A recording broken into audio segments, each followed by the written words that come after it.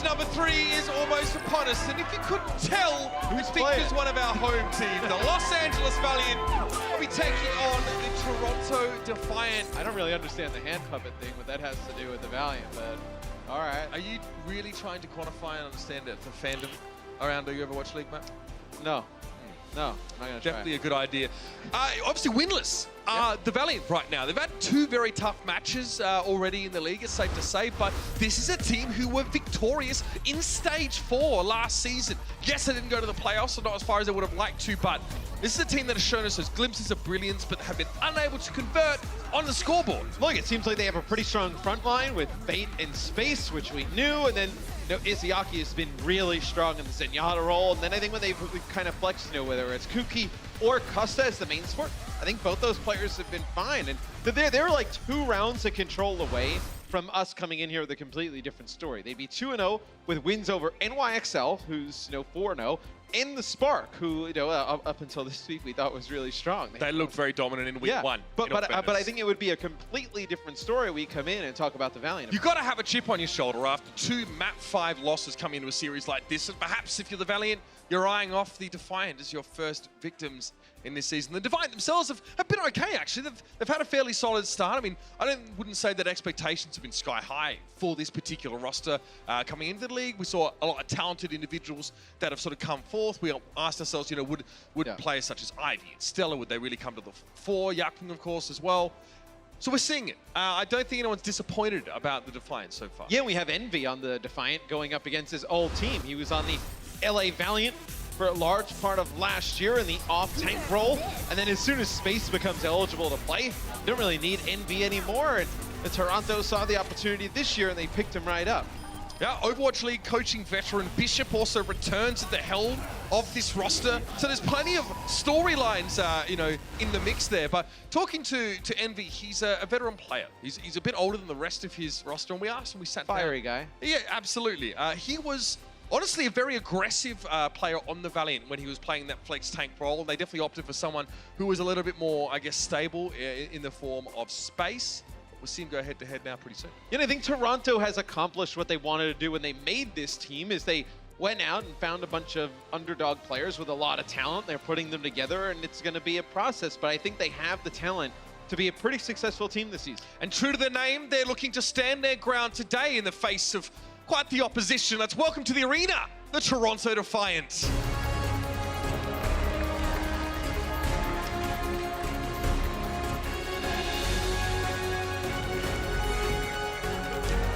In their away jerseys, the Defiant take to the stage again. A lot of talk about these individuals, right? There's no doubt the scouting for this roster initially was very solid. 1-1 result is nothing to sniff at, as opposed to what we're seeing from the rest of the league. They're looking not bad, a little bit shaky at times. That chemistry is still building. And I think it's just important. Don't have those weeks where you end up with 2 losses, like 1-1. You end up putting together some 2-0 weeks during that, get 1 game to go your way, and you're looking, really close to making the overall season playoffs. Ivy playing Zarya. I think he needs to have a good game today. Now, we talked a little bit about the Valiant Zarya play being up and down, who's going to play it game in, game out. I think Ivy could really be a big difference maker for Toronto. And of course, representing the City of Angels, the hometown heroes, let's welcome everybody, the Los Angeles Valiant.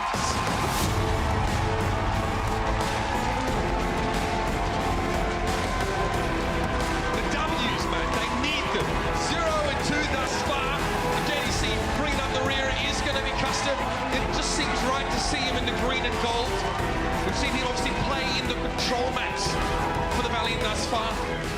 He's subbed out usually after map number 1. Like I mentioned earlier, the support's very strong. The front line, it's just what do you get in from game game out from Kareem and Agilities, KSF, Bunny. And look, I think Agilities has all the talent in the world. We've seen him do some tremendous things on like Genji in the past, Pharah. I think if they can figure out a way to harness that talent that he has, get him a little bit more consistent, I think this team can go places.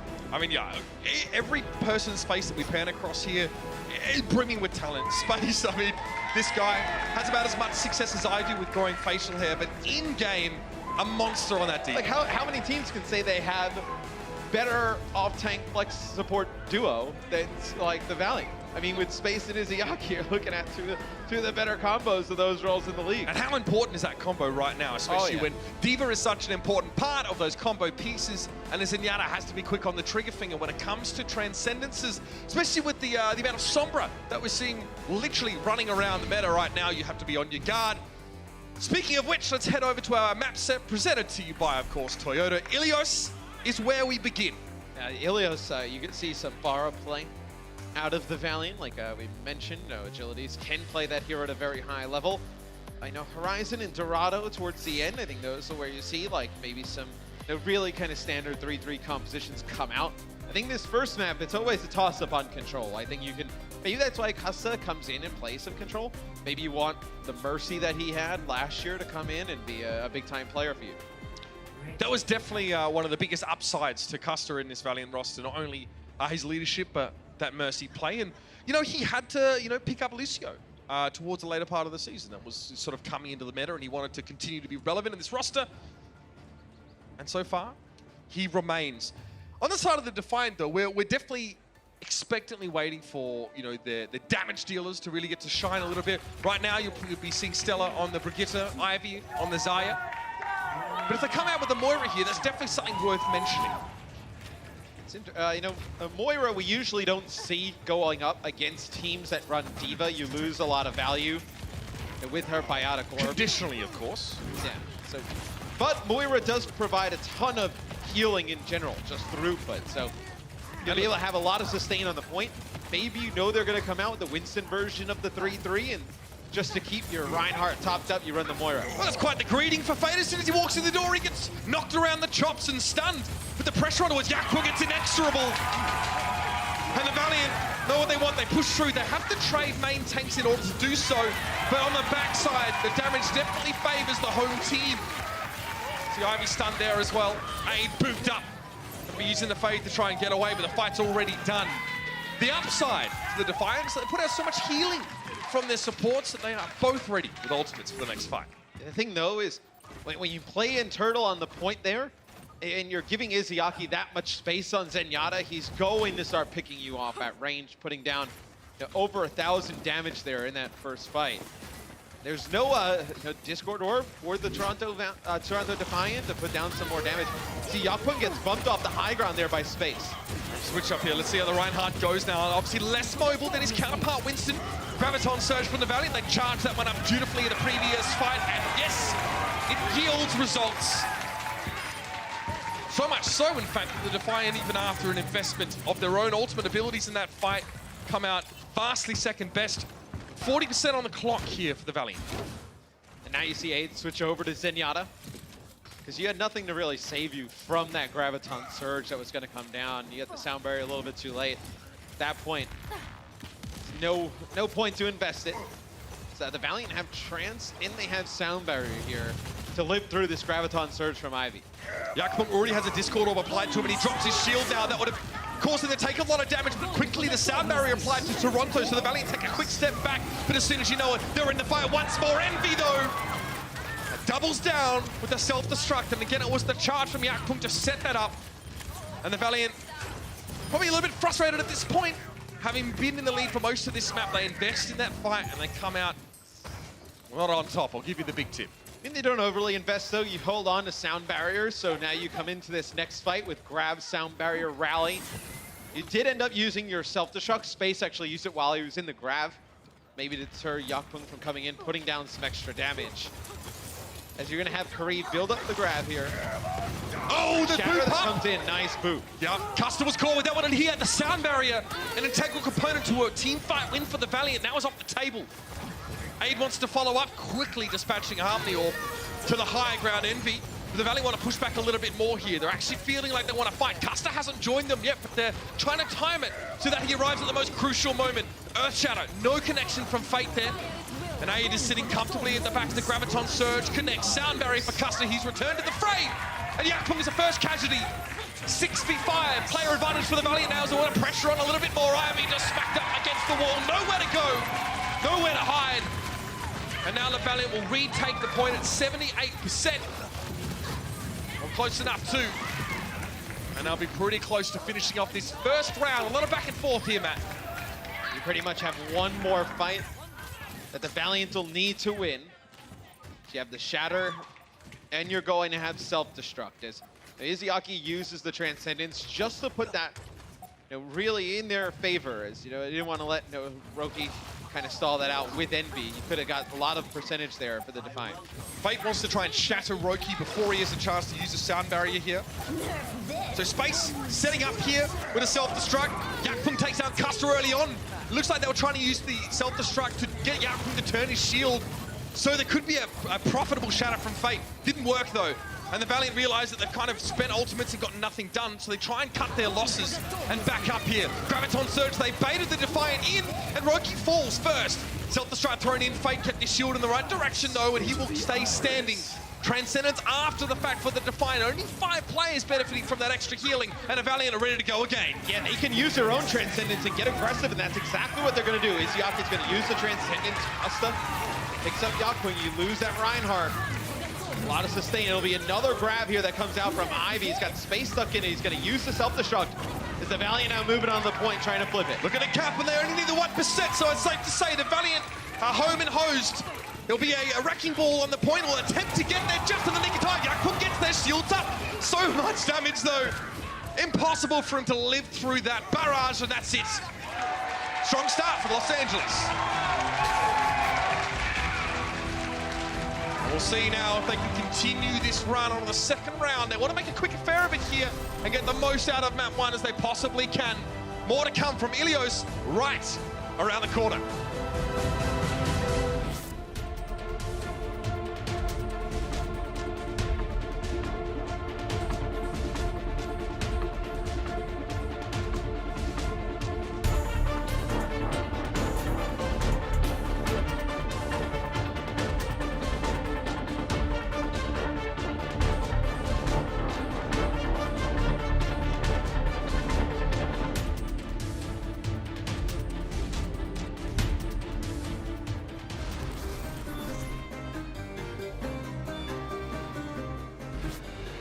Game plan working pretty well without a hitch for the Valiant thus far. Absolutely saw resistance and signs from life from the Toronto Defiant, but they didn't quite the pieces where they needed them. The committing with a Transcendence with only 5 players up. The Valiant did a good job to bait Toronto into some less than ideal engagements prior. Let's see how it unfolds. Yeah, they were able to hold on to that Izayaki Transcendence for the end there. And it's really Karib. Karib doesn't die there on the first point, and that keeps his average energy so high. His energy throughout the game on Zarya sitting at above 70. While Ivy on the other side, he had 4 deaths. It doesn't seem like a lot, only 4 times going to the respawn. But that knocks his average energy down to 40. It's a huge difference in terms of damage output. Fate, a little bit too far perhaps. Yes, Stella finishing the job, but over the edge goes Envy. And with Ivy falling on the periphery, the Valiant have a player advantage now, 5v4. And that quickly is going to get snowballed in favor of the green and gold. It seems as if Fate had overextended, but his presence there was enough to take attention away from the Defiant and left them exposed. I mean, sometimes you're going to have to give up your Winston to kind of get what you want. When he's playing that aggressive and cleaving and putting down so much damage, if he falls, but you still create the space and you get enough players weak to pick up 2 eliminations off the back of it, you don't hate it. Agility's there. It's a shield bash. More just to slow the Defiant up and try and disrupt them than to actually find a kill. But an early Graviton Surge for Karib here. That's a very good omen for the Valiant. No kills found amongst that with the Transcendence in play from Roki, and Agility's maybe a little bit too far forward. Very timely Transcendence from Izayaki now. The Valiant obviously will have the healing later on in the fight, but still no kills. We hear the rallies popped. Both teams reaching for those support ults, Matt, just to make sure no one dies earlier than they should. But a late grab for the Defiant. That's very good timing for them. The Valiant were pretty much out of responses by that point. And I'm surprised the Valiant decided to play from that position. After using their Transcendence, they have to know that Ivy has this Graviton Surge. And instead of spreading out and moving around and just trying to play in different spots, not allow him to land a big grab, they just kind of huddle up. They don't, I mean, maybe they're trying to bank on space, eating it right, but there's so many areas you can throw it against the wall there and pick up 1 or 2 eliminations. Your odds of winning a team fight are at their lowest after losing a Zarya as that first hero. If you lose a Winston, you should have a 20% odd chance of winning. They need a Zarya. The grab is so important. Sound barrier here for the Valiant. Custer had that one late in the fight. Looks like he didn't have a chance to use it while he was in the grab himself. And Fate now is forced to use a Primal Rage, which could be deadly in these close quarters, but another grab from Ivy. That's a very quick charge. Space tries to throw in a self-destruct of his, and it's Fate to fall. And now Izzyaki will follow. Much better look from the Defiant so far. Like you said, Matt, they picked a good chance. The Valiant hung around longer in a fight than they otherwise should have before. And that affects this fight now as well with the advantage of the Defiant brought. And now the percentage will swing over in favor of the Defiant. So they do have the lead now on this point. All you have is the rally, which I know. Watch Fate, by the way. Look at how much he's talking. Yeah. I mean, maybe you try and engage with rally. Force them to rally as well, because you are ahead in terms of sound barrier. Maybe then you get that first. Yep, there's rallies from both sides, so. Not an echo. Nope. Fight beginning now. Fate knocked back there. Stella doing a good job of actually trying to, again, separate Fate, cart him off the rest of the Defiant with a whip shot. And there, Fate gets picked off. He tried to work in from a different angle to gain attention, but the Defiant used that against him. You know, Fate's initial engages keep getting stopped by Stella, like you mentioned, on Brigitte. And then when he tries to get back to the team and then go again, that's when they're able, you know, he's still slightly weak. There's a lot of healing that needs to go to the rest of the Valiant as well as they're being chipped down. As Fate's going to have to get a touch here. Karib is not getting these grabs quickly enough, unfortunately, or they're not having the impact they need, because Ivy has another one. Karib will probably charge his in this same fight. But this is it. The Valiant have to fight to stay in this one now, or it'll be 1-1. Karib knocked around again. Fate splits himself purposely, and then by the time he rejoins his team, he's just sucked into a Graviton Surge. He's still alive. The self-destruct doesn't fight anyone, but Fate was discorded. He tried to make a last desperate foray into the backline, but was quickly stifled. The Transcendence means the Valiant need to push forward and get value out of that healing ultimate, otherwise they'll be sitting ducks. But the Defiant respond in kind with a sound barrier of their own. Both teams trying to pad their durability with those support ultimates to get aggressive, and now we're one at peace here. The Defiant fight back. You know, the Zarya battle turned on that point in favor of the Defiant. Ivy was great. They're on well, and towards the end, you mentioned, you know, Karib's got to get a good use of the Graviton Surge. It gets eaten up by Envy. And then Envy throws in the self-destruct, able to get one with the grab self-destruct combo. So, you know, the Defiant don't have like the biggest names, right, in the league, like when you look at their roster, but no, talent-wise, they can go toe-to-toe with the best. It's a high ceiling. I think Yes. that's what people get so excited about. Now, as we saw before, Envy was 4th in the league for ultimates negated. Yeah. Probably gone up that list a little bit further. 1 every 20 minutes, I believe, which is significant. That's quite a lot. 0.55 per 10 minutes, so just do the maths. The Defiant out with the Reinhardt. And the Valiant will also be playing Reinhardt here, so again, these comps really focus on sticking together, playing around that main tank and using the shield effectively. Stella and Aid taking a little bit of shrapnel early in the fight. And look, there it is. Great push here from the Valiant. But Envy was in the middle with that defense matrix. It doesn't cut enough of the damage. It's all close range damage from the Valiant. Hard to mitigate that with defense matrix. And nothing you can do to keep Stellar up there. You lose your Brig. You have to back out, and it's not because of like the stun or just the Inspire uptime. You don't have the repair pack. And there's just not enough healing that you can provide with Zen and Lucio to keep your Reinhardt alive. It's all over time. It's all sustained healing, but the burst healing from the repair pack, plus the armor it gives, is really important to get someone out of trouble, get them out of jail free. The Valiant take the point, but look, the Defiant let it only go to 20%. They want to push him out. I mean, once you use Bubble, it's really difficult, you know, not to have the repair pack. Big Graviton Surge. Some kills going in favor of the Defiant here. Valiant gonna save some ultimates here. The point will go over to the Defiant.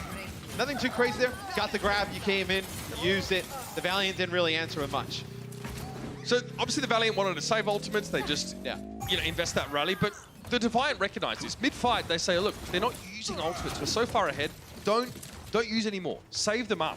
So the Valiant, you know, it was a pretty cheap fight for them. They didn't invest too much, but yet they're still behind on a lot of these big abilities, which means this next fight's going to be big. Unless there's an early pick-off and one team backs off, you'll see a lot of things happen here. That's a rally from the Toronto Defiant, so they're pushing up. Fate boot back towards the Defiant. But that's what the Valiant want to just use their speed boost and back up.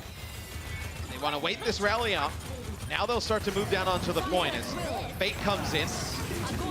Self-destructs up in the sky. Grab there, that one will hurt. Custer down. It's tough for the Valiant. I mean, Space was forced to use his self-destruct in order just to get his mech back. He took a ton of damage overhead that he wasn't ready for. So he was already out of the fight before it began, and then the grab followed. And the Valiant had no options. And look at Ivy, 62% on that grab. Look how fast it's charging when he is charged up. I mean, up to 81% there. And they use their bubble, the Valiant, onto Fate when he drops to the point to keep him alive. And they don't have the bubble to use inside of that Graviton Surge. So maybe you would have been able to keep space inside of his mech as he got quite low. Had to use the self-destruct, not in some kind of combo. So you do have the Shatter, but you see the way that Defiant's playing. They're playing so close to the choke. They're going to want to get their Shatter off as well here. It's like trying to win a match of chess without your queen losing a hero early in these fights. So the Valiant want to barrel forward, try and put some pressure on the Defiant. Maybe make them force out an ultimate and be ready to jockey back if they need to. There's the Graviton Surge. That doesn't surprise the Valiant, but they layer their support ultimates. Both get used at once, so they don't have the ability to stretch them out over the course of this fight. And again, they keep themselves alive, but they don't get kills. They're not whittling down the numbers of the Defiant. And now at a sound barrier, Toronto are more than happy just to keep pushing forward. They space their support ultimates out, and it pays dividends.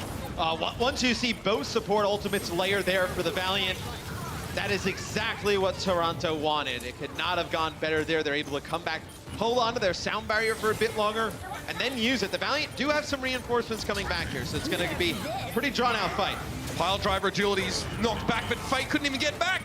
He's taken down by Envy self-destruct, and now Envy can go straight for Izayaki in the back line. There's no one that's going to come and save him. Envy more than happy to oblige. Another attempt here at agilities to keeping this one going, but time is up. And a crucial mistake in communication and ult economy cost the Valiant map 1. The Defiant looked much more solid coming into the later stages of that round, Matt. The stall was not enough. The Valiant, they lose another close game. It's kind of been the story of their season so far early on. Whether it's game 5 or these controls, always going to the final point, but not able to come out on top.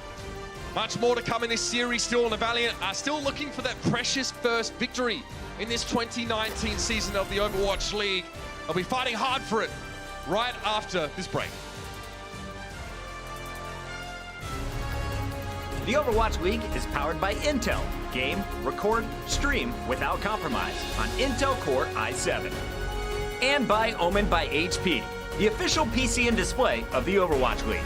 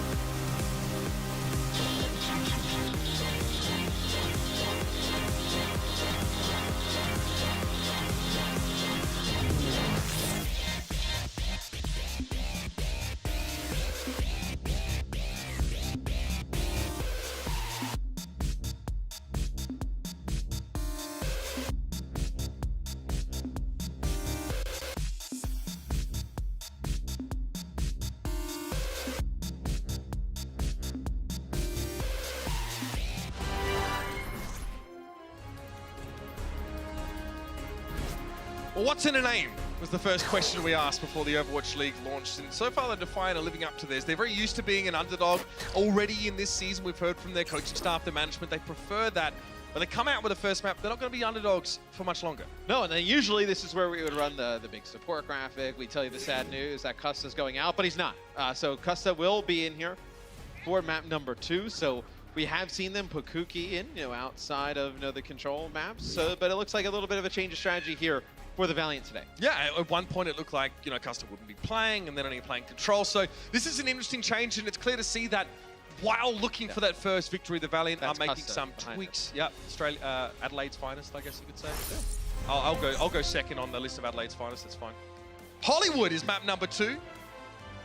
And again, a good chance to see some of that tank play showcased from Fate in that matchup against Yakpung, which tough one for Fate, man. He got tunneled pretty hard by the Defiant. You saw when Fate tried to work on Ilios on his own to, you know, I guess be one half of the two prongs. He get picked off a bunch. And I think we saw some great Zarya play from Ivy.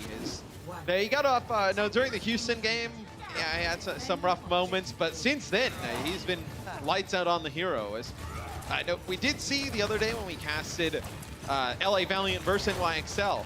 Kuki was just not able to get some sound barriers off in key moments, so maybe you're just bringing in a more experienced support player here in Custa to just kind of see if things will go your way.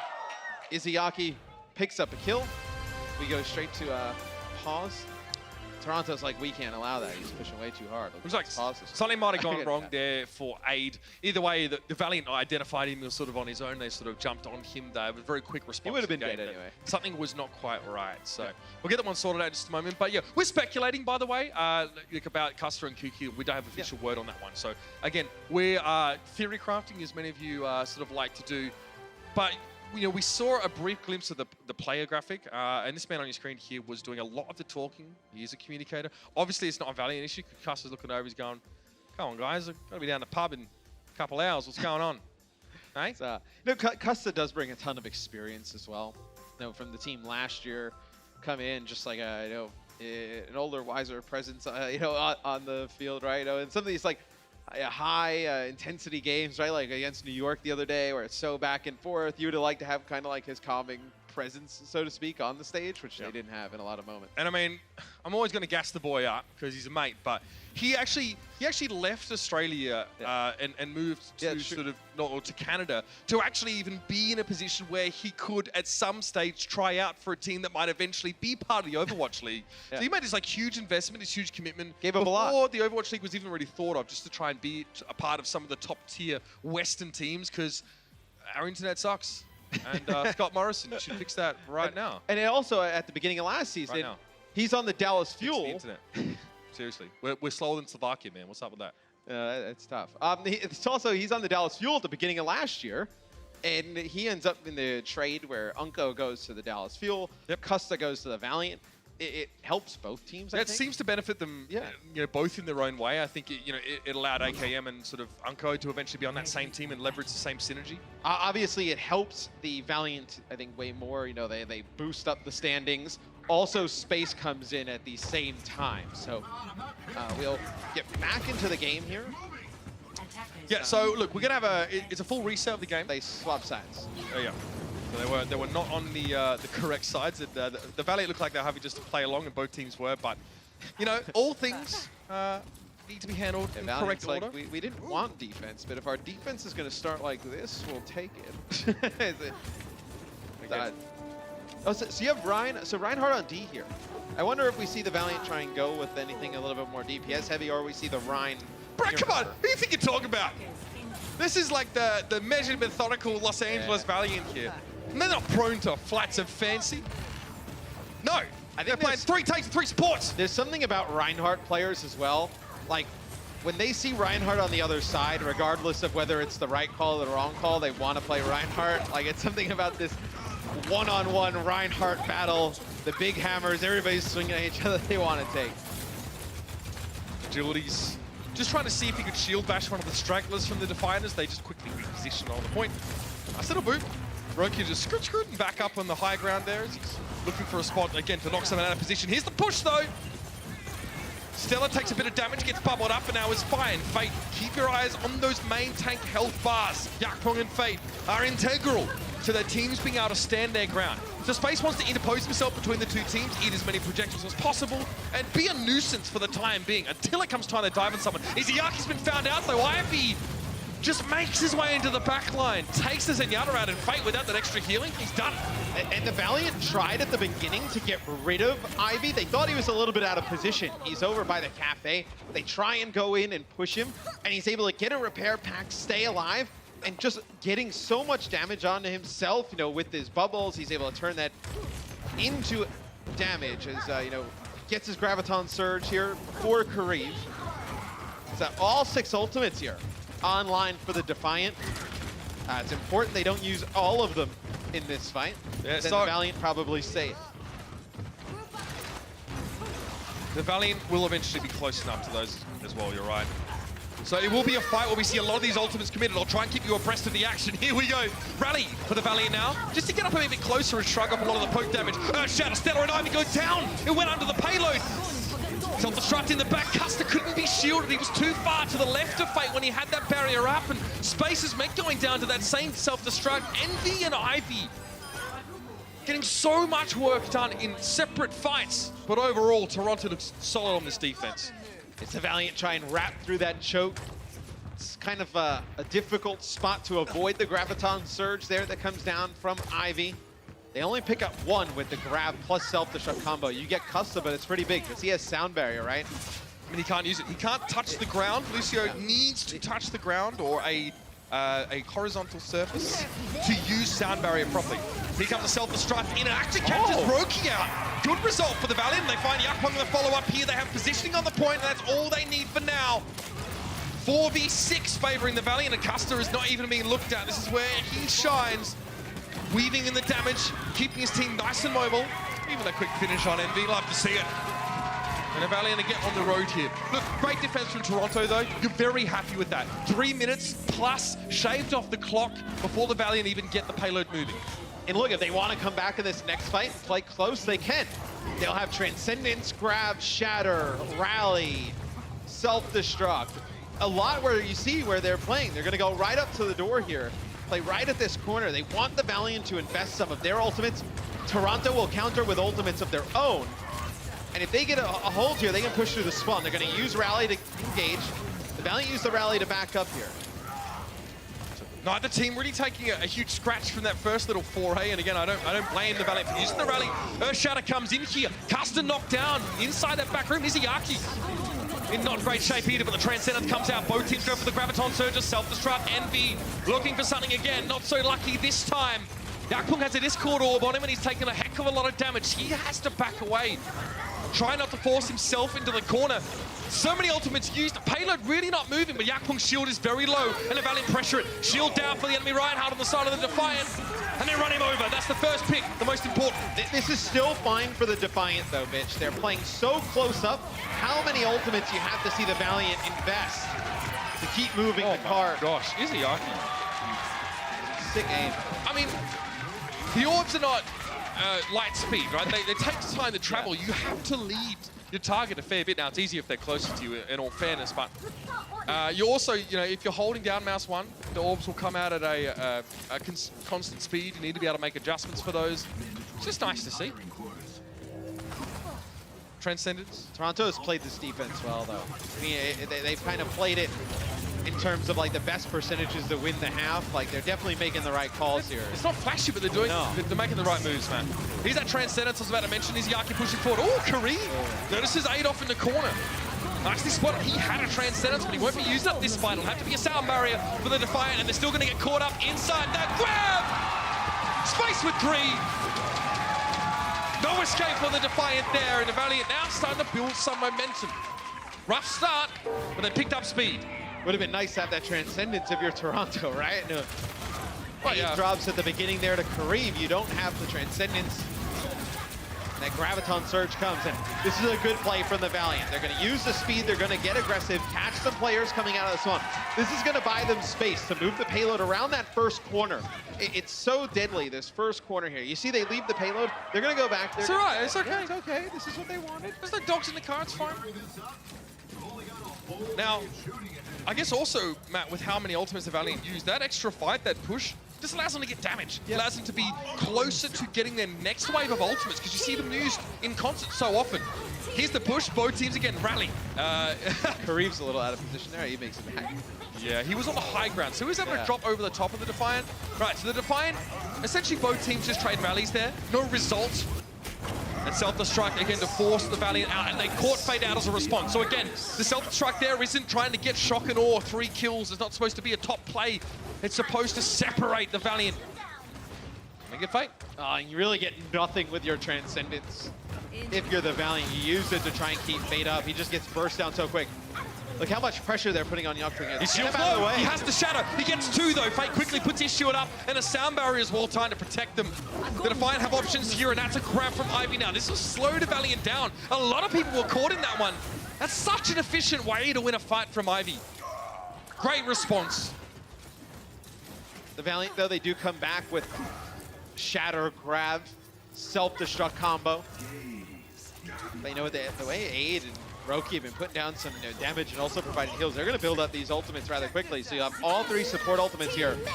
So, oh, that is a really big first pick as they get aggressive. I don't think the Valiant expected that much aggression from Toronto here to come right around the corner. Yeah, fascinating rotation, wasn't it?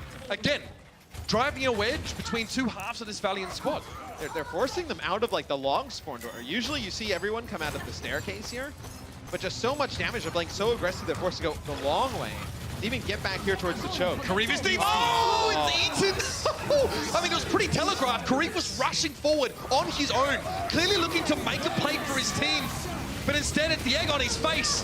Fate there blocks the damage from the backside of that self-destruct, and Ivy goes down to spaces. Yakpunk caught up there. Great Discord orb, once more being applied by Izayaki. And the man himself is sitting in the back line more than happy to support.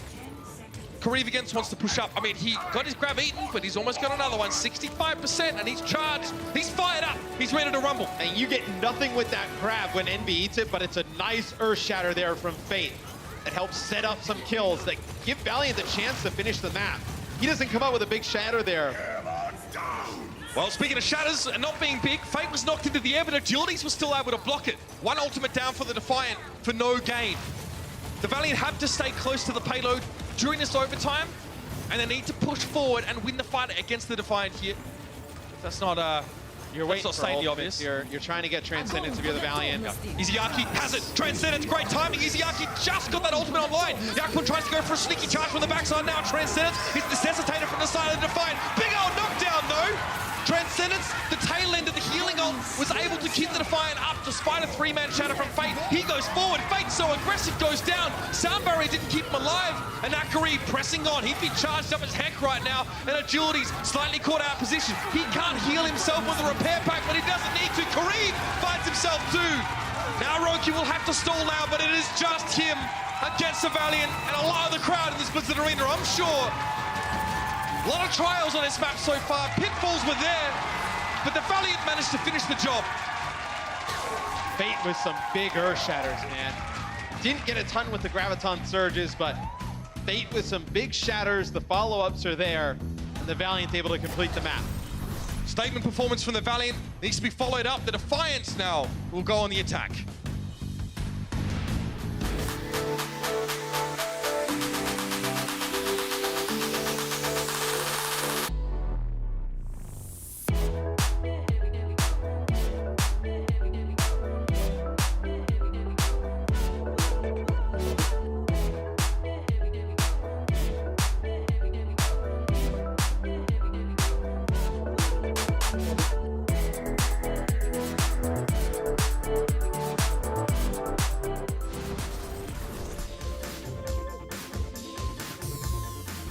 Well, Envy so far has definitely been headlining in terms of grabs eaten, but it seems like, Matt, that Kareev may as well have been walking up with a shirt that says, I'm about to grab you, bro. I mean, he had about, when he throws the grab out, there's like 30 seconds left.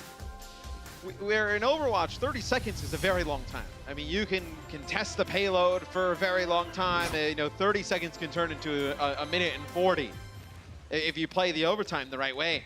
He didn't have to like kind of just charge in and use that grab. Had a bit more time, perhaps. Oh, a lot of time to set it up. He could have burned down the Rhine shield a little bit. A lot they could have done there. I get it. I'm not known for my subtlety either, but the Valiant really needed that grab as a key ultimate on the last push. However, they finished the map. So you see they have 3 checkpoints and no time left in the bank. So essentially, Toronto need to finish the map with a bit of time left over, ideally more than a minute. That will set them in great stead here. Fate has to be careful here. Yakpung seems to be the one that's getting corralled for the most part. His shield is very low. So the Valiant would like to push their advantage here, but they've kind of allowed the Defiant to get into a comfortable pocket on this high ground. You see Roki and Envy able to go from low to high easily to not split them. If Fate, though, jumps up and he gets discorded a headshot, a stun from a Brigitte. They're going to take him out pretty quick. Doesn't have the static shield. You see, he just jumps to the high ground because he's discorded, needs to stay alive, trying to break some line of sight. Okay, he drops down, but it's not a problem because the Defiant try and rotate to the high ground themselves. Going to be a bit of ticky-tacky here as both these teams try and get a better position. Fate, ooh, he lingered in the backline. He had a Primal Rage, but look at that. Already 300 HP taken off him, but it's enough to get the heads turning in his direction, and Space uses that opportunity to go in and find two. Yeah, they're trying to like get a pick onto Fate, and it seemed like every time they were trying to like rotate around, bait him down a little bit. Fate played it perfectly though, and he's able to build up enough ult charge to get a Primal Rage. You see, they speed boost him right back to the spawn. They don't want to play that game again. The Winston just too risky against this Reinhardt. Now that Fate knows that the Defiant are playing Reinhardt, he says, okay, well, I'll bring mine as well. A little late, yeah. Yeah, he gets there though, and the Transcendence is going to help them. Oh, Fate dropped his shield, didn't want to waste it, then got charged. The timing wasn't quite there for Yakpung to set up the combo. But the Transcendence from the Defiant will propel them forward, and Space's mech is the casualty. A little bit split, Fate tries to return. Great appearance. He makes a cameo entrance from stage left and throws up the shield. It keeps the Valiant ticking, at least for this fight. And now the Defiant have cycled through a lot of those impactful ultimates. Now they need to get it done the old-fashioned way. Kareev has a grab, Space with the self-destruct. Yakpung, only one caught there, but with no Reinhardt shield, the Defiant have to respect the self-destruct. And still has a shield, he has his own. It's not enough to protect him from that blast. And I think he did get bubbled by Ivy at the end, and maybe he thought he was going to be able to live, but not the case. So Fate now is built up in Earth Shatter. It's crazy how fast Reinhardts get their ults in this meta, right? I mean, you throw down a grab, you have a Shatter, you use it, you're back with another Shatter the next fight. Yeah, if you watch Season 1 of the Overwatch League and then just saw a stats page from Season 2 for Reinhardt's, it wouldn't make a lot of sense. Yeah. However, Reinhardt now is much a damage dealer in his own right. Fate's shield is low. See the cracks appearing. Agility somehow gets out of that very compromising spot, but Fate perhaps underestimated the durability of Yakpung's shield. Charged into the wall, but the Transcendence was good. Will there be a barrier? No! There won't be! Envy breaks through with two. And now the Valiant looking like they're on the last legs on this defensive hold. 3 minutes again shaved off. But that'll be it. Yeah, and the self-destruct comes a little late. You know, Envy's kind of flying around when the grab goes down. Then he drops it, and they just push Fate over to the side where he's not able to get back to the team, shield him up. Really nice play there from the Defiant. You see Fate, he's thinking very much about the durability of his shield, but it doesn't matter if it's full health, if he's knocked out of the way. Nice setup for the Defiant. There are more than one way to set up those self-destruct teamfight wins. And look at this, the switch, Envy to the Sombra. Let's see what they try and do with this here. Maybe you think you can get a hack really early on. It'll be the grab, self-destruct combo. I mean, it probably would have been a good combo, but everybody was dead before the D.Va mech went off. So you'll have everybody here trying to back up for the Defiant. They do get Roki. The Valiant probably aren't too upset about that one. You know, when you're desuited as D.Va, you don't get ult percent that counts towards your mech necessarily. It's just about resuiting. So I think Fate's probably happy enough to swing through and have the self-destruct just fizzle. You do have a good opportunity to land a big EMP. We're quite a ways away from it with Envy at 28%. Looks like the Valiant going to engage here with Sound Barrier. Sound Barrier answered back. It's going to be a Graviton Surge. And you know, you use the grab in your own spawn. You know, look how many ultimates they have to invest to get out of their own spawn. Again, and the Valiant are happy with this. Now, in all fairness, though, they do exchange some of those ultimates. So the Valiant are forcing ultimates. They're also using them themselves. But Toronto may need to use more to even move the pace. They'd hate to have to use EMP to break through here, but with Yakpung down, they might have to dig a little bit deeper, and they do. The EMP is required at this point, but it still may not be enough. 8 down to Kareev, Space finding Ivy. The Valiant have 3 players still alive, and that includes 2 support. Space, oh sure, I'll step up and be the damage dealer. And the Defiant use so much. Izayaki being kept alive by Space, but only for a short time. Eventually, Roki comes over the top of 2. But all of this has bought the Valiant so much time. They probably have another 2 fights at this. So you can use the Lucio speed boost, get in a position, maybe fight by the underpass here, you know, a little bit past it, and then get one more final attempt. But you know, forcing out some of those ultimates is, ooh, Envy gets a little weak, trying to poke for some damage up top. Gonna have to back up. Here's that grab, 8 caught straight away, Transcendence, self-destruct here, so Yakpung needs to keep that shield up. Nice little turn there. Stella was still charged out, so you saw Fate trying to set up the combo by removing his shield. He didn't get the big one, but he still got the kill. I love just the aggression here from LA. You have the advantage. Use the Lucio speed boost to push on forward, gain some more ult charge, and it may not seem like a lot difference between, let's say, like 24 and 35, but that 35 jumps up to like 60 pretty quick. It's a difference in seconds in terms of getting the ults, which may end up saving them. There's no real reason for Toronto to lose this next fight. They, for all intents and purposes, with 5 ultimates, should win. But we saw them invest so much in a prior fight and get little to no progress. And he's playing a dangerous game! And Agility shuts him down. That was the EMP now off the table. The Toronto Defiant have to go anyway. So they start off with the Graviton Surge, but the Transcendence was there. And now the Valiant renewing their push forward. 6 seconds left. The Defiant aren't being let anywhere near this payload, and they got to push back. Yakum connects with Fate on the charge in on Kareem. He is charged and ready to go. Sound barrier now expiring from the Valiant, but it's helped a lot in the early stages of this fight. Here's the grab. Self-destruct over the top here. The combo not complete, but still forcing the Defiant back. Overtime, Envy now finally getting to use that ult. He's saved, but look at this. Discipline from the Valiant. They take a big step back and say, no, we need to regroup and go again. The rally making sure they do that without anyone getting picked off. Fate close to an Earth Shatter, but that's about it for the Valiant. That's the EMP though. 3 players caught by that one, but Kariva Custer fight back. It's a 4v4 now with the Graviton Surge. Iziaski has going to have to go for the Transcendence. That is not enough to keep space up, even with the huge amount of healing it provides. Ivy was discorded, but then his own bubble will remove that damage booster from him, and he can chase down the dregs of the Valiant. It was indeed a staunch defense from Los Angeles, but eventually Toronto break through. And the Valiant played that so well. At one point we saw, when Envy dies that push previously, what they're trying to do is they're trying to bait out the support ultimates. So they actually bubbled Envy, and he went in and he came out of stealth. And he was trying to maybe think that they were going to use the EMP in the crowd of everybody, get a support ult out, and then just translocate away. The Valiant didn't fall for it, and he actually translocates away. They know exactly where he's going, and he's weak, and they're able to take him out. To Shatter open up the fight. No one knocked down by that one. Grab here from Kareem. Let's see if they can follow up. Yeah, comfortable there for the Valiant. But the Toronto Defiant have bought themselves a little bit more time.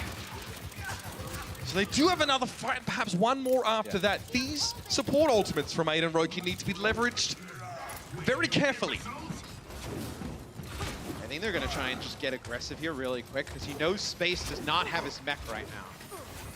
So you don't have the defense matrix, just have the D.Va Bunny Blaster. As Envy takes out Agilities here off the break, so you usually don't see a Sombra being able to solo a Brigitte in the back, where 2 big kills there from Envy. That allows you to save some of these ultimates for the next fight. Toronto, those 2 picks are huge. Best case scenario for them. They need to finish the map too. So Los Angeles Valiant, again, they try and bluff a little bit with Space still in mini D.Va form, as in she's not piloting a mech at that particular time. He has returned to the mech, and now the final fight begins in earnest. Ivy looks to step forward with that Graviton Surge. He does not want that to be eaten, and he sends it into the corner. That's a good way to prevent that from occurring. And Fate, he couldn't get the healing. Iziaki just maybe didn't have line of sight for him there. The Fire Strike was enough to finish him off, and Agilities is going to go down next. Ivy set up on the payload here, and hacked up is Kareev right now. We can't really get involved. He needs his barriers to keep his damage going up. Without them, he's going to hit you like a fish, and that's about it. Space self-destruct on the middle of the point. Stellar in the back. You see him forcing Kareev away, and finally, the Zarya falls. Fate pushes very far in, but he was going to be hacked by Envy either way. And Agilities has to get there. The Defiant, they've matched the Valiant. Both teams have been able to finish the map, but neither have any time left. Oh, it's a spicy one, which means, of course, ladies and gentlemen, that there is more of this map to come. Both teams will have a minute to get as far as they possibly can through Hollywood. It's going to be an exciting climax one way or another. See you in a bit.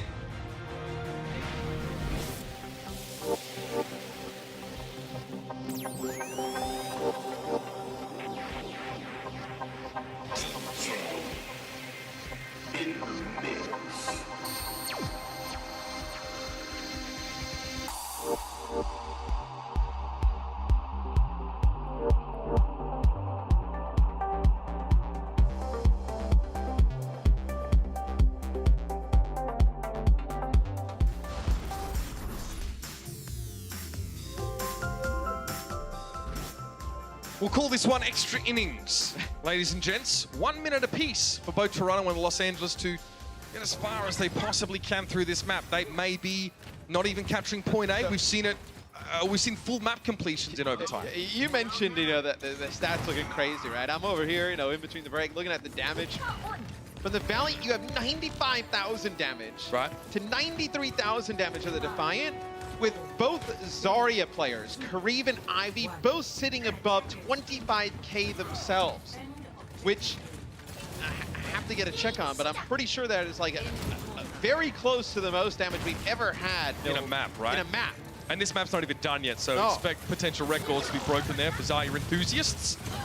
Defiant drop down, they want to take the fight early, and they isolate Agilities. Discord Orb, once again, very cleverly placed on the Brigitte to make it a much easier dispatch. But Izayaki deals with Ivy, who extended just a little bit too far. The Valiant, down to only 4 players in this locale, and yeah, they just have to try and back out. The sooner they finish, the sooner they can return. The problem is, Matt, there's no pits or anything to jump down to sort of force a respawn for yourself. So you actually are at the mercy of the enemy team to when you are felled. Brutal. 12 seconds left. You lose Kareev and Kusta so late is now they'll be able to get back into the fight. They're going to walk right into the shatter, though. 4 seconds left. Yakpung lining him up here, waiting for him to run down the wicket at them, and that'll be the Earth Shatter. It connects! 3 Izayaki Space Agilities all knocked to the ground. Custer, all he can do is desperately try and keep the ticker going. He might need a pacemaker for it at this stage. Space, desuited, drops onto the point, keeps it stalled for a little bit longer. Kareev doesn't even seem interested in trying. He knows the Valiants have done their dash on the attack, and you've got to be happy with that if you're Toronto. Now, your win condition is clearly defined. It's as good of a defense as you can have there. They come out with the shatter, they connect with 3, and that's really where I think the first push from the Valiant, like once you lost 1 or 2 players, you need to die really quick. The issue is Toronto knows that, so they just take their sweet time just finishing them off, right? You don't want to take out Custa right away, you don't want to take out Kareev, you want to let them linger for a bit, just burn the clock. A draw is not out of the question here on this map. If Toronto also failed to get 1/3 of the progress on capturing point A, neither team will be awarded a point, and that would put Toronto Defiant still up 1-0. I'll just see if they come out with something different, something spicy, or do they stick to their guns? So far, both teams have played very solid fundamentals, very much what we expect to see right now, and what the sort of most viable strategies are. By that I mean 3 tanks, 3 supports. This is about as close as of a game you can get. I mean, both teams, separated by one final blow, so actual kills to death. And then you have the damage on Toronto is only ahead by 500. They do have a slight advantage in terms of healing, but it's been extremely back and forth. The Valiant again with the Winston on D with only a minute to go. If Fate gets caught out here, this could be a map loss for them. Discord Orb, a shield bash from Stella. It's so risky, man. Let's see if Fate plays any safer with that in mind. He's playing to the left here, and he's been spotted. So instead, the Defiant push to the point. Fate goes in. Oh, that's the problem. He gets caught out. It's traded at least. So both teams lose their main tanks. And to be fair, no Reinhardt shield available for Toronto. Definitely has to give them pause for thought. The Aid, oh, nice use of defense matrix, but it's not enough. Aid is picked off. Now you're going to see the Valiant push. Before, it was probably too risky to try and go for an all-out brawl with only 1 player down on the enemy team. 2, though, LA feeling confident, and Toronto are in the same position they were. Except the Valiant don't have an Earth Shadow to stop the Toronto Defiant in their tracks. We'll see if that makes a difference. One last push for Toronto. Stellar closest to his ultimate with Rally. Gonna have to get a touch. They're gonna work their way onto the point with the Reinhardt. Shielded Fate, drops in with a bubble. Stellar Yakpung looking pretty average in the back corner there. He couldn't go anywhere. Discord Orb placement. The focus fight from the Valiant. Again, about as good as you can hope for. Self-destruct claims Aid. There'll be no one really else left from the Defiant after the fallout here. Izayaki, headshot after headshot. Finish on Roki. And Hollywood results in a draw.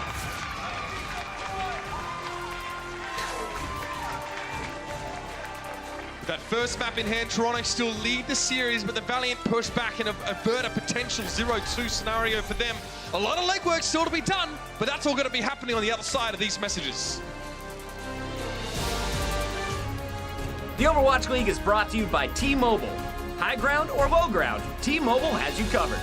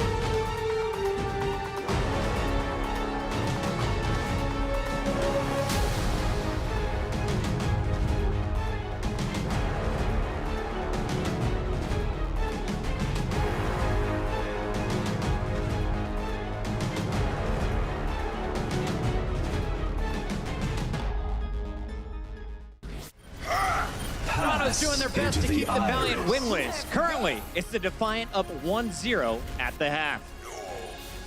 Ladies and gentlemen in the Blizz Arena, are you guys still with me? Make some noise because we got an awesome match on our hands once again, featuring the hometown LA Valiant, Wings Out, and of course the Toronto Defiant. This is my Wings Out while still holding the microphone close. Beautiful. Thank you.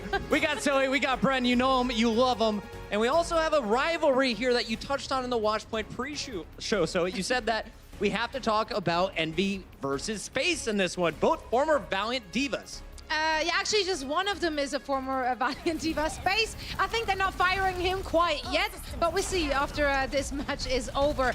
Envy did incredible well on the first map. His stats actually outplayed Space in every single metric. However, on the second map, we actually saw Space catching back up, so much so that Envy eventually actually switched back to Sombra. So, yeah, the stats are a little bit skewed for the second half, but on Ilios, Envy actually did incredible well. He also managed to eat some of the grass from the opponent's team, so well played, Envy. Doing that job as the diva. Get rid of that Zarya ultimate. But Bren, when we got to Hollywood, it was all about the Zarya play. Oh, yeah. And we highlighted a guy that used to play support, Kareev, has been running the Zarya and doing all kinds of damage. Yeah, mega talented player, Kareev. This guy is absolutely insane, honestly. The fact that he's managed to flex over to so many different roles, he's putting up unreal numbers alongside Ivy.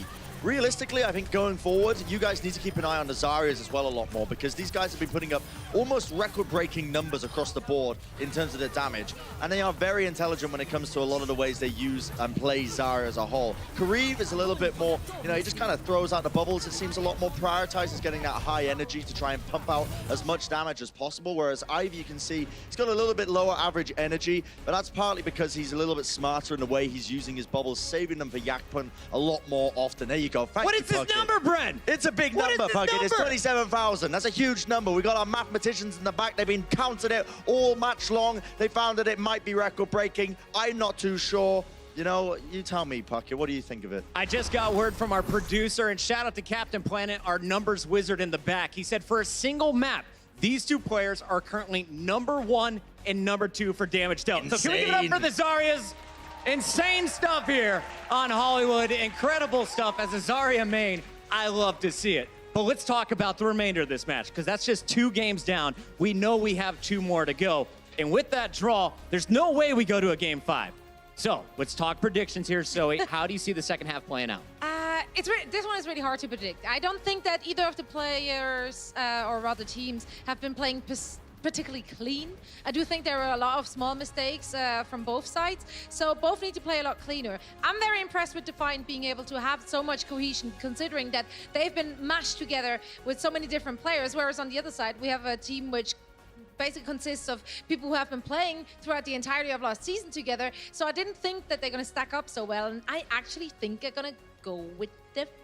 She's going through on Defiant. It's happening. Don't hate me. There was like 0 fans in here who got excited for that. It's fine. We are in Los Angeles. Bren, are you going to make the people happy? I'm going to make the people happy. I think Of LA course Valiant he are going to be able to take this one back. That's what we expected. Blizz Arena is happy. I'm happy. We're going to the second half. Don't go anywhere. More Overwatch League when we return.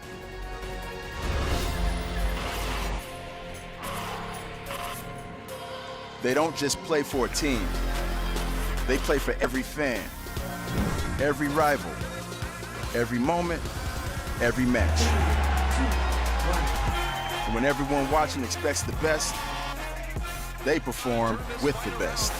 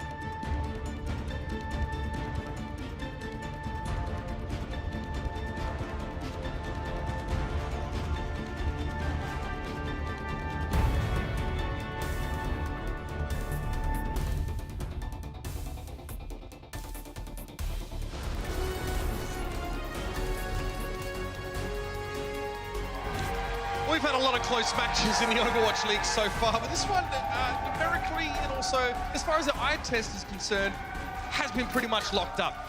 Now, the only way this series goes to a map 5 after a draw in the second is if the third is also drawn. Given how close these two are, it is possible.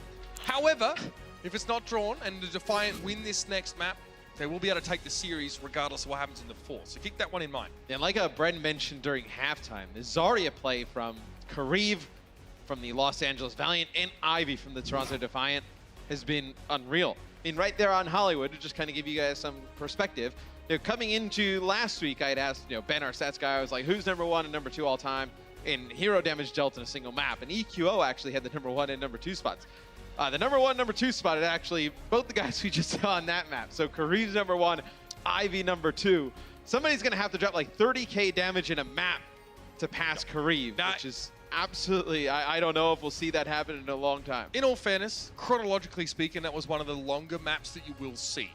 We had both teams that used up all their time organically on the attack, and then we had some overtime. Could have gone longer, in all fairness. I would have loved to see it go longer. Yeah, I would have been fine with it. We were just trying to break had those stats. But the reality is now, more healing in the game means more damage can be done without it actually resulting in like a one-team fight or anything like that. So you also had like almost 60k healing per team as well. Which yeah, all the numbers were sky high. That's the way the game has changed thus far. Let's head to Horizon though. Let's take a scenic cruise. Yeah, let's go over there. Yeah, I'm all about that. This map will probably give us a couple other potential scenarios here. So neither of these teams have demonstrated a proclivity to play damage dealer heavy compositions. Now, don't get ahead of yourself, ladies and gentlemen. We're not going back to still in spawn. I'm going to jump in now. Toronto on the defense. So their lineup is all but locked in. So this shouldn't surprise you at all. However, the Valiant might give us something a little bit spicy here. Custer's still in the lineup, mind you, so no sub out. He is still alive. I see that guy on Twitter who said he'd get a tattoo of Custer stayed in for 4 maps. You better think of some designs, my dude. Somebody said that? Yeah, look, Australians like to make ridiculous bets. Also, that's where the Shui came from, so you can kind of see why. All right, so we have the Valiant running Reaper. So this is something we saw in our previous match with the Spark in the London Spitfire. The issue that they had in their match is the Reaper didn't work. Your Zarya player is the one who is playing the Reaper. You have a Zarya out on the field. Usually your Reaper player cannot play Diva. That's nasty. Look at that. Perfect push there. Great move. The Valiant actually somehow able to regroup with Kariv. I am darkness. I am the shadow. I am standing on the point and waiting for them to come to me now. Can't quite get close enough with the Reaper. Sitting in the corner, but he's been spotted out. Look at him just getting donked by orbs coming in from aid. I do feel like this is a better way to play Reaper than what we saw previously, though. You put him on the point, you force the Defiant to come into the Reaper. As you're getting very close with the Valiant to taking this. It's going to force the Toronto Defiant to get on the point, and this is where Reaper can start doing tons of damage. But you can see the weakness of the Winston-based 3-3 comp against what a right hand can put out until Yakpung walks into the back corner. Destroys Custer, all supports are down for the Valiant, but Kariv and Space, Fake were all standing. Close fight. I don't think Roki can do too much about it. I'd love to see a top down of that one, sort of slowed down. The fight looked like it could go against the Valiant, but the first picks were so important, Matt. Getting rid of Stella, great start. Yeah, I mean, you had Kariv and Space both putting down above 20% of the overall team damage during that one. Actually, they almost come, they're more than 50% of team damage there in that first fight. So you can see that the Zarya putting down the damage, the Reaper that time paying off for the offensive team. As you're able to get Reaper on the point, force the Winston down, start to chunk him down. Other players have to play a little bit out of position to try and save him. That's where you can make an impact. Oh, wow. They try and make the superhero entrance, the Valiant coming down from the high ground. They walk into a Graviton surge here. Agility's trying to keep them up and standing. They're not so far away that the self-destruct actually doesn't really find anyone. Yakpung again, he wants to ride the lightning. He wants to go deep. Space will punish him for pushing that far, but the Valiant are actually positioned so far away from the point after the fight, they have to regroup anyway. Kariv, he is the edge, he is the knight, he is getting the heck out of there. They back out here when the rally comes through. So, okay, they're going to solo grab here. They're going to get Stellar. Yeah, that was Space sort of coming up with that decision on the fly. Just an opportunistic grab. It didn't work out. Yakpung is low, though, and the Valiant want to keep committing now. Transcenden's coming out to answer the Death Blossom, so Kariv is just sort of trying to do his breakdance routine, and no one really seems bothered by it. Kariv stunned up. the worst thing that can happen to a Reaper when he's trying to do damage, and I think that'll precipitate a switch for him if this fight ends in favor of the Defiant. So far, it's a good start. 6v5, 8 chilling on the backside, and that's going to be the Transcendence here from over the top. The damage is forthcoming. So now we'll get to see Kareem play Diva. Yeah. Nope, we're gonna go over to Roadhog here. So this is kind of the issue that you get though is Izzyaki staying alive here, not intending to stay alive, finally falls. But I know. Okay, so Kareem actually switches over to Zarya now. Space will switch over to Diva. You give up some ult charge there, but you're kind of playing the long game if you're the Valiant. Izzyaki will switch now and go over to Xin. So mirror comes on both sides. Because of the late switches here with some of the players from the Valiant, you're probably looking at 1 or 2 pushes where Toronto is going to use some ultimates, Valiant just kind of die really quick, and then the fights will start to come. Ooh. Fate pushes up. That was a very efficient fire strike from Yakpung there. He's ready to shatter as well.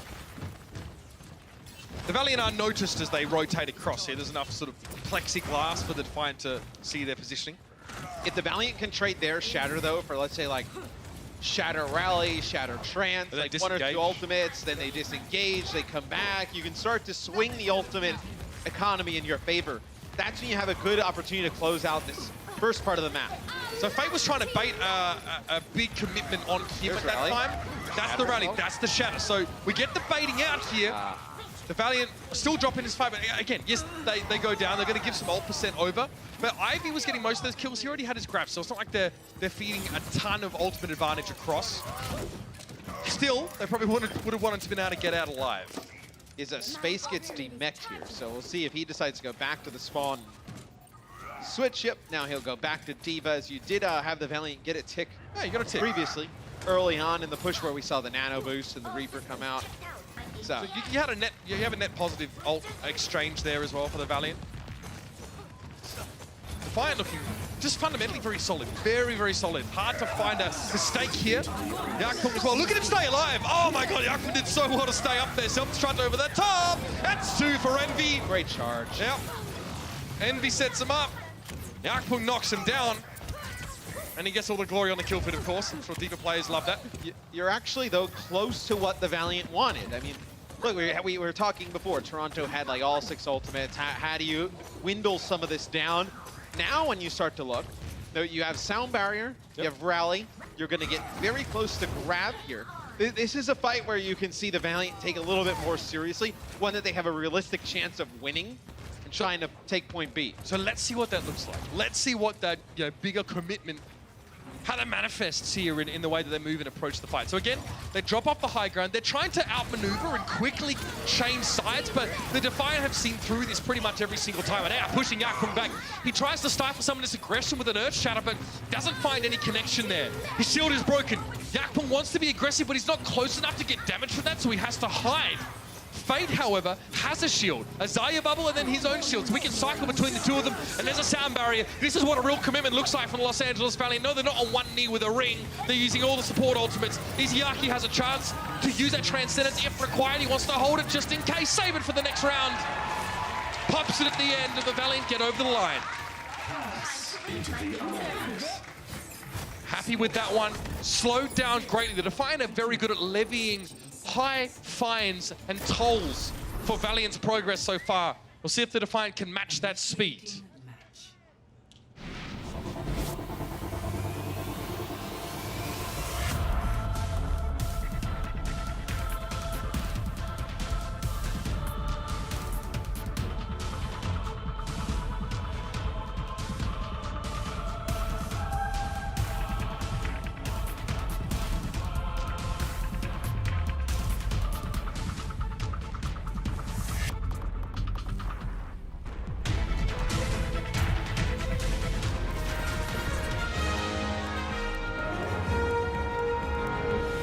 Run us through those final moments there of the attack for the Valiant, Matt. They get the round done with a bit of time to spare, just not a whole lot. You know, they played the ultimate economy game perfectly there towards the end. It was a lot of what we were talking about. You know, they went in for those first 2 pushes. They knew they didn't have any ultimates. They got some ultimates out from Toronto. I mean, best case would have been like if Fate uses that Shatter at the end and then Roki invests Sound Barrier. That would have been really good for the Valiant. But they end up working down the ultimates in their favor. And you know, it was something that Wolf mentioned on the pre-game show, like, oh, maybe like, you know, there was a decision with the supports, like who can track ultimate to this meta better. You saw right there from the Valiant, that was great. They knew exactly what Toronto had. But don't forget, we did see Custer and Izzyaki ult over the top of each other prior in this series, so it's not a perfect Not all art. great. But we want to highlight the good things, as well as, you know, It's about positivity. be realistic. Just like my parents were when they told me that I couldn't be a spaceman. Oh, that But you hurts still tried. Yeah, And you failed, but it's okay. yeah, that still hurts. Fade on the low ground here, bubble up. All right, so Yakpong's just staying in that gap to make sure everyone gets across safely. He's not worried too much about Envy getting there. He's got boosters in the defense matrix. Oh, that's not ideal. Fate knocked down. He can jump up pretty quickly, but there is a cooldown on the rocket jump. He gets there anyway. Agility's so low. Roki! Damn, he just went straight in on quite the mission now. He gets punished for that aggression, but we like a little bit of spicy aggro Lucio play. He almost found a pick. He's watching too many Neptuno VODs. Oh dear, aid there. Space this time again. Attacking sort of perpendicular to the rest of the Valiant, not always being at the front. I mean, he's a Winston. He's not a Reinhardt. He can't just stand there with a shield, but you see what he did there? He found his opportunity, and he took down the Zenyatta. Much in the same way that Space tried to get that one-man grab. Yeah, are we about to witness the patented outside push into the Primal Rage? I feel like we've seen so many teams do this. Yeah, I mean, and there's nothing you can do. You can't slow yourself down like that in midair. Okay, they're going to try it. Go outside. Fate's like, do I get some of that B-roll? No, they're pushing up the stairs. Okay, rally, both sides. Valiant with the second rally there. Reinhardt charge, Yakpong so low down the stairs. He catches Fate and he stayed alive. Fate quickly Primal Rage though. Both tanks lucky to be alive. And that one there, that self-destruct, that's just a wet blanket being thrown on the fight for a bit of a reset. Both teams get to breathe. And drop in did Fate. Didn't get anything done there. Earthshatter comes out. No one really hit by that one at all. Izzyaki now with the Transcendence. So the Valiant feel pretty good about this if they can stay together in the chaos of the fight. Graviton Surge, self-destruct. Yakpong again still alive. I don't know how he's done it, but with Space and Fate missing, the Defiant finally managed to gouge out some results. It's like getting blood from a stone, but they get there either way. You know, in these close quarter brawly fights, this is where the Valiant miss the damage that Reinhardt provides. Just being able to swing in those close quarters, just a lot more damage than Winston. And that's really kind of the difference when you have these crazy fights. Grabs from either side. So it's almost like Fate forgot like that he was not playing the protracted fight main tank. He was playing the get in, get out. Okay. But when you're taking the fight in those close quarters, you have to brawl. There's no option. You can't run away. Well, Fate is no coward. We know that. It's a matter of record by now. Very quick push here. The Defiant want to start this one off as quickly as they can. They're cognizant of the sort of time bank difference that exists right now. But a sound barrier comes out from the Valiant. They do not want to move an inch. Agilities, shields up. Fate also has his. So the Valiant able to escape that one, but they are split for the time being. They're going to try and reconverge around Fate. He's a little bit low. Ivy really trying to force the issue now with the Graviton Surge. Izzyaki relieved that he had the Transcendence in time for that one. No casualties yet in this fight. Yakpong Earthshatter, he had a Kareem knocked down, but a grab straight away to make sure he couldn't follow up. Custard takes a hammer swing and has to back away for just a moment, but there's the picks. And that's what the Valiant really needed to give themselves a little bit of space. Man, we see so many of these ultimates commit, these fights where like there's 10 ultimates thrown in and no kills. Well, I mean, there's just a ton of healing. And then when you have two really strong defensive ultimates with Lucio's Sound Barrier and then Zenyatta's Transcendence. Rally also provides armor, for a period of time, also very strong. And then you just have the HP pool of these tanks. It's so difficult to just chunk them down. Again, the Defiant know they're ahead on time still and want to start these fights off quickly as long as they can sort of do it properly and not get anyone picked off in their own rush. The Valiant respect this, to back it up. You can see just the cogs turning in both these teams' brains as they try and get pole position on one another. Here's a push across the point, but a quick bubble given to Fate. That got burst very fast, but it'll mean Kareem's putting out a lot of damage right now.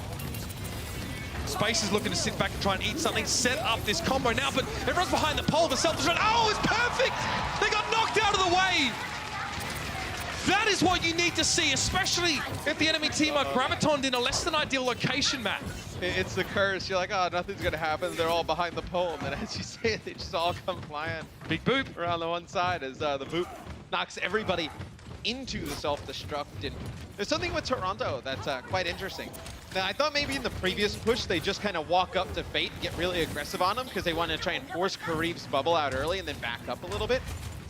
They do the same thing last time, and then they back up. I wonder what's the idea. So they use their bubble early to get out. You see Kariv uses his right away. Now you can play a little bit passively here if you're Toronto. Let's see if they engage really hard into Fate. Graviton surge from Ivy, but he's not very charged up. It won't matter. There's a Transcendence anyway. What's the setup like? The charge was there from Yakpung. They tried to get Valiant from the self-destruct, but it just wasn't going to be happening. Fate tries to charge 8 out of the way so the rest of his team can work down the Toronto Defiant players. Space's mech will be removed, but it's just a parting gift as the Defiant have to back off, at least for the time being, and risk walking into a grab from Kareem. There it is. He lays it down, and it'll be an easy clean. And they end up using Rally, even though they know they have the Graviton Surge coming. I wonder if Toronto maybe tried to bait that out. Where, like, you had only 4 players there. Maybe they thought that they were going to come back the Valiant after they use Rally, because why use Rally just to kind of die? But if you get them to use Grab, you feel pretty good about kind of burning through that Rally. As now Ivy will have an advantage here in terms of getting to this Graviton Surge. You're going to have both Transcendence and Sound Barrier here. So now, like how the Valiant kind of turned the tides in terms of ultimate economy in their favor, Toronto has a little bit of a lead coming to this next fight. Window here where the Defiant don't have those support ults and the Valiant have Transcendence, so they need to do something with it. The Earth Shatter, Nothing. From Fate, trying to force the issue there. Yakpung is the only ultimate right now for the Defiant. They're about to switch on. You see those numbers, 98, 99. The Defiant now have all the tools that they need, but they've just fallen behind the Valiant in time bank. So even if they finish right now, they won't be in the lead. And Izzyaki, oh, you know his trigger finger's itchy, but it's too slow! Fate gets taken down by Ivy. He tries to get there. Yeah, and they use the Graviton Surge here towards the end of the Transcendence, trying to pick up some kills. Kareem gets his Graviton Surge, throws it down. All the support ultimates here used for Toronto. Boop there from Custer definitely disperses the Defiant across the point, but there's not enough resistance currently from the Valiant to actually punish that one. Fate charges headlong into Yakpung. It's a mutual knockdown. But the Defiant main tank's able to stay standing at the end of it. Now we're into stall mode. Kareev bringing out the hamster dance. Drops it straight on down. Roki to half. That's 1-2. Izzyaki tries to stall, but he's cut through very quickly. With both teams finishing the map, again, I remind you, the potential for a draw is definitely there. We'll have to see, though, if that will be the case or if one of these two teams will be able to cut through the mix. Guys, hang around. This has been quite the match. See you in a moment.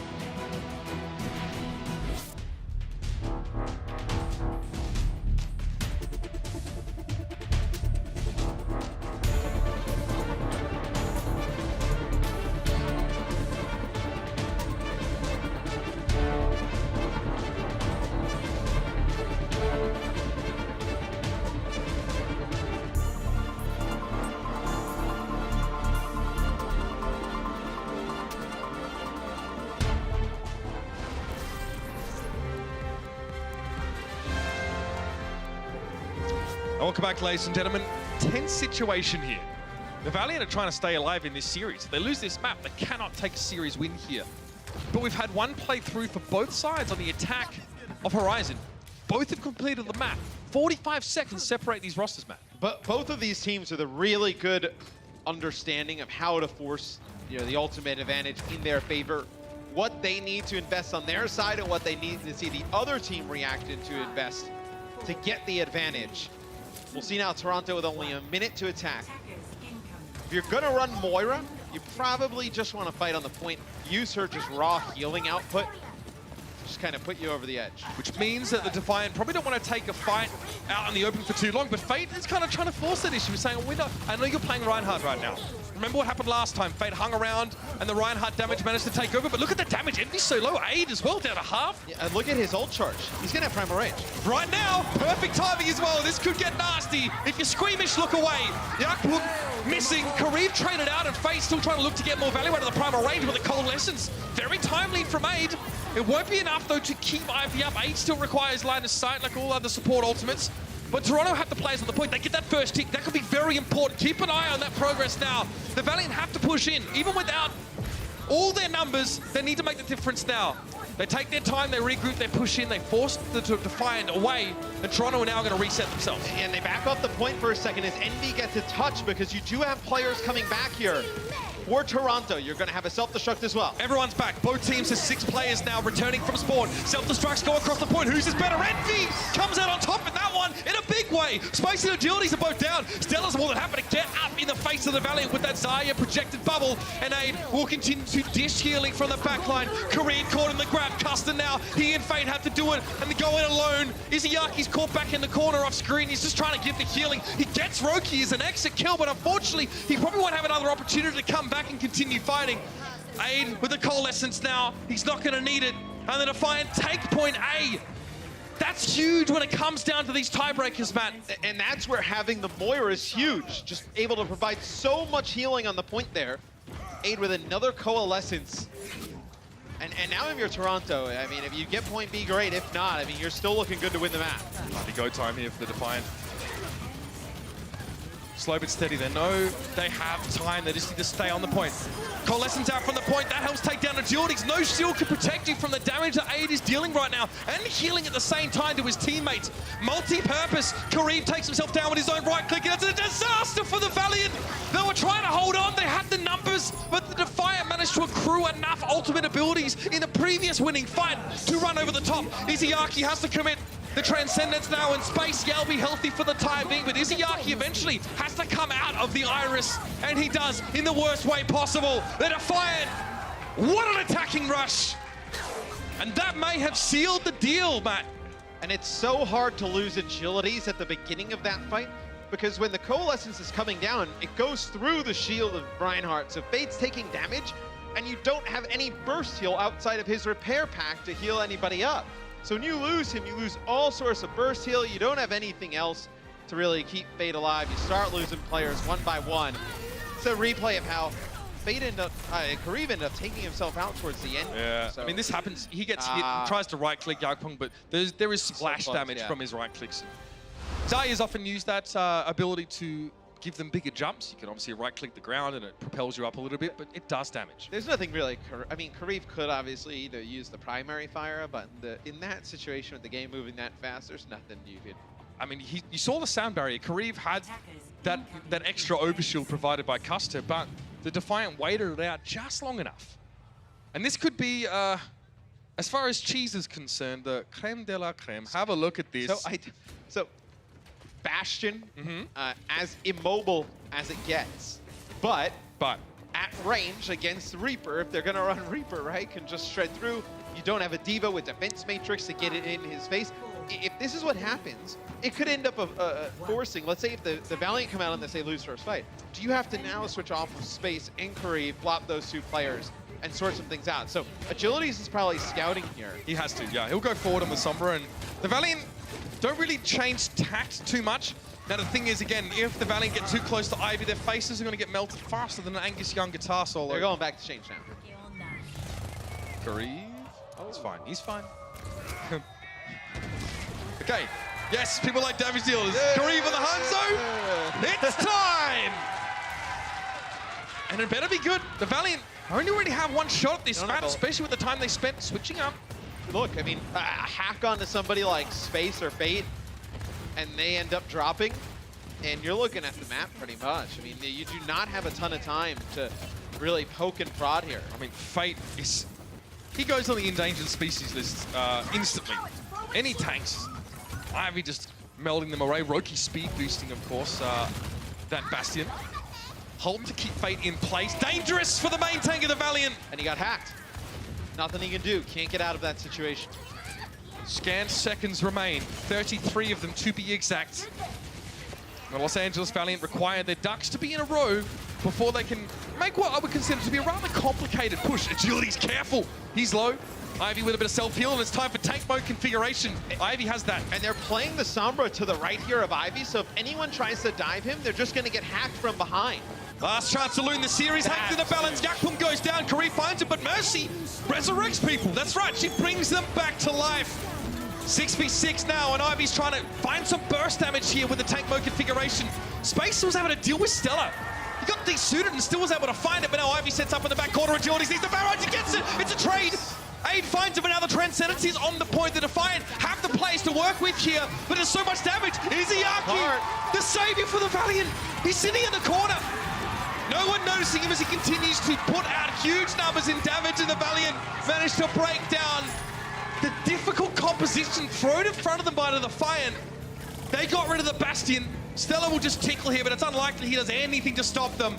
Oh, it's game on. I was wondering if you stay off the Bastion here. 4.2. You have the Valiant with 20 seconds left. They're going to go with the Winston version of the 3-3. Stellar with this EMP. Here's the issue, man. The Valiant cannot draw this map. And they have no support ults here, too. I mean, do you think they're going to walk into like an EMP self-destruct and just get crushed? I mean, there's very little the Valiant can do. They cannot draw this map. They draw this map, they don't have enough maps really left in the series to push it all the way. They can take it to map 5 if they do that, but yeah, they walk in and they just get run over the top of. Getting it done on overtime is an option for them. That's their only one right now. But look at the hack on towards Fade. He tries to push across. Custer steps up. Toronto just had all the right answers here. Custer will get cut down to size. He's hacked from behind. He can't even give that healing that is needed. Look in the corner. Kareev is waiting, but he's too late. Too little. And the Toronto Defiant will take map number 3. This means the Valiant cannot win this series. We have one more map because differential is important.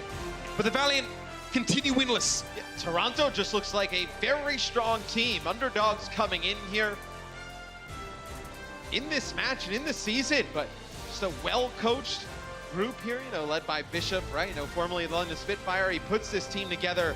They have a ton of talent. They're playing the game the right way now. One more map to come. A bonus, if you will. See you in just a moment.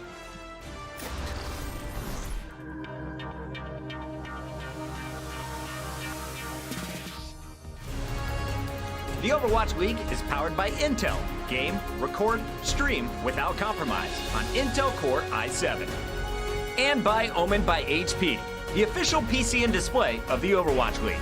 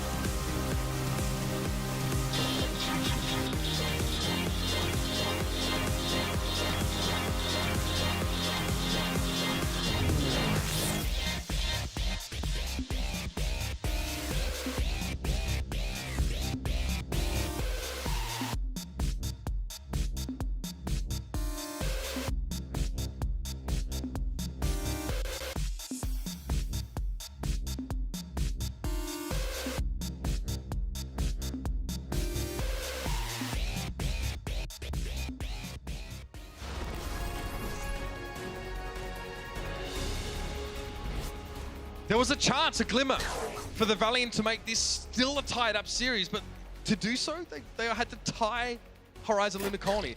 At the point where we were in overtime, it wasn't actually possible for them to win because the teams wouldn't have had any extra time. Unfortunately, they did neither of those things, and they were stopped by the Defiant. Fortunately for the local fans, of course. The Defiant, though, looks so good. You talked about it before, Matt. You said they were solidly coached. They were really well drilled in their fundamentals. And that work behind the scenes really showing today with their discipline. And I also think they come in, and though I think the general public doesn't really have like a ton of expectations. Well, so, they like, don't have a lot of information either. Yeah, no, they don't have a lot of information, not a lot of expectations. So I think, you know, Toronto, they've kind of like, you know, stayed in their own little bubble, built their own nice little nucleus here, and they've come in. And like, I don't know if we can keep saying like they're upsetting teams anymore, right? I think like now, you know, this Valiant team has had close games in YXL. In the Spark, clearly, you know, they can't just get over the hump and win some of these games. But I think Toronto's been great today, man. We've seen this form from the Valiant before. You know, the inability to quite, you know, finish off victories. At least this one would be a map 5 loss for them, I suppose.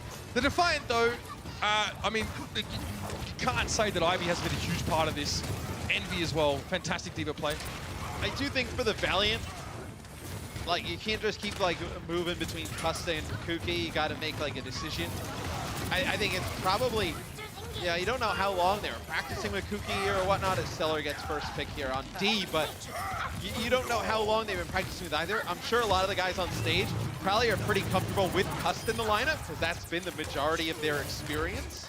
So it'll be interesting to see what they decide to do moving forward. I think it's a role in main support, like main support and main tank. You can't really mess around with putting different people in all the time. You got to have those two positions rock solid. And without that consistency, it's difficult to achieve or to mirror that in your performances or on the scoreboard.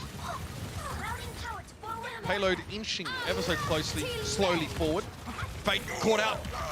Nice little shield bash there. Can't complain about that one from Stellar. Also goes for the rally just to give themselves durability. They don't want to get anyone picked off.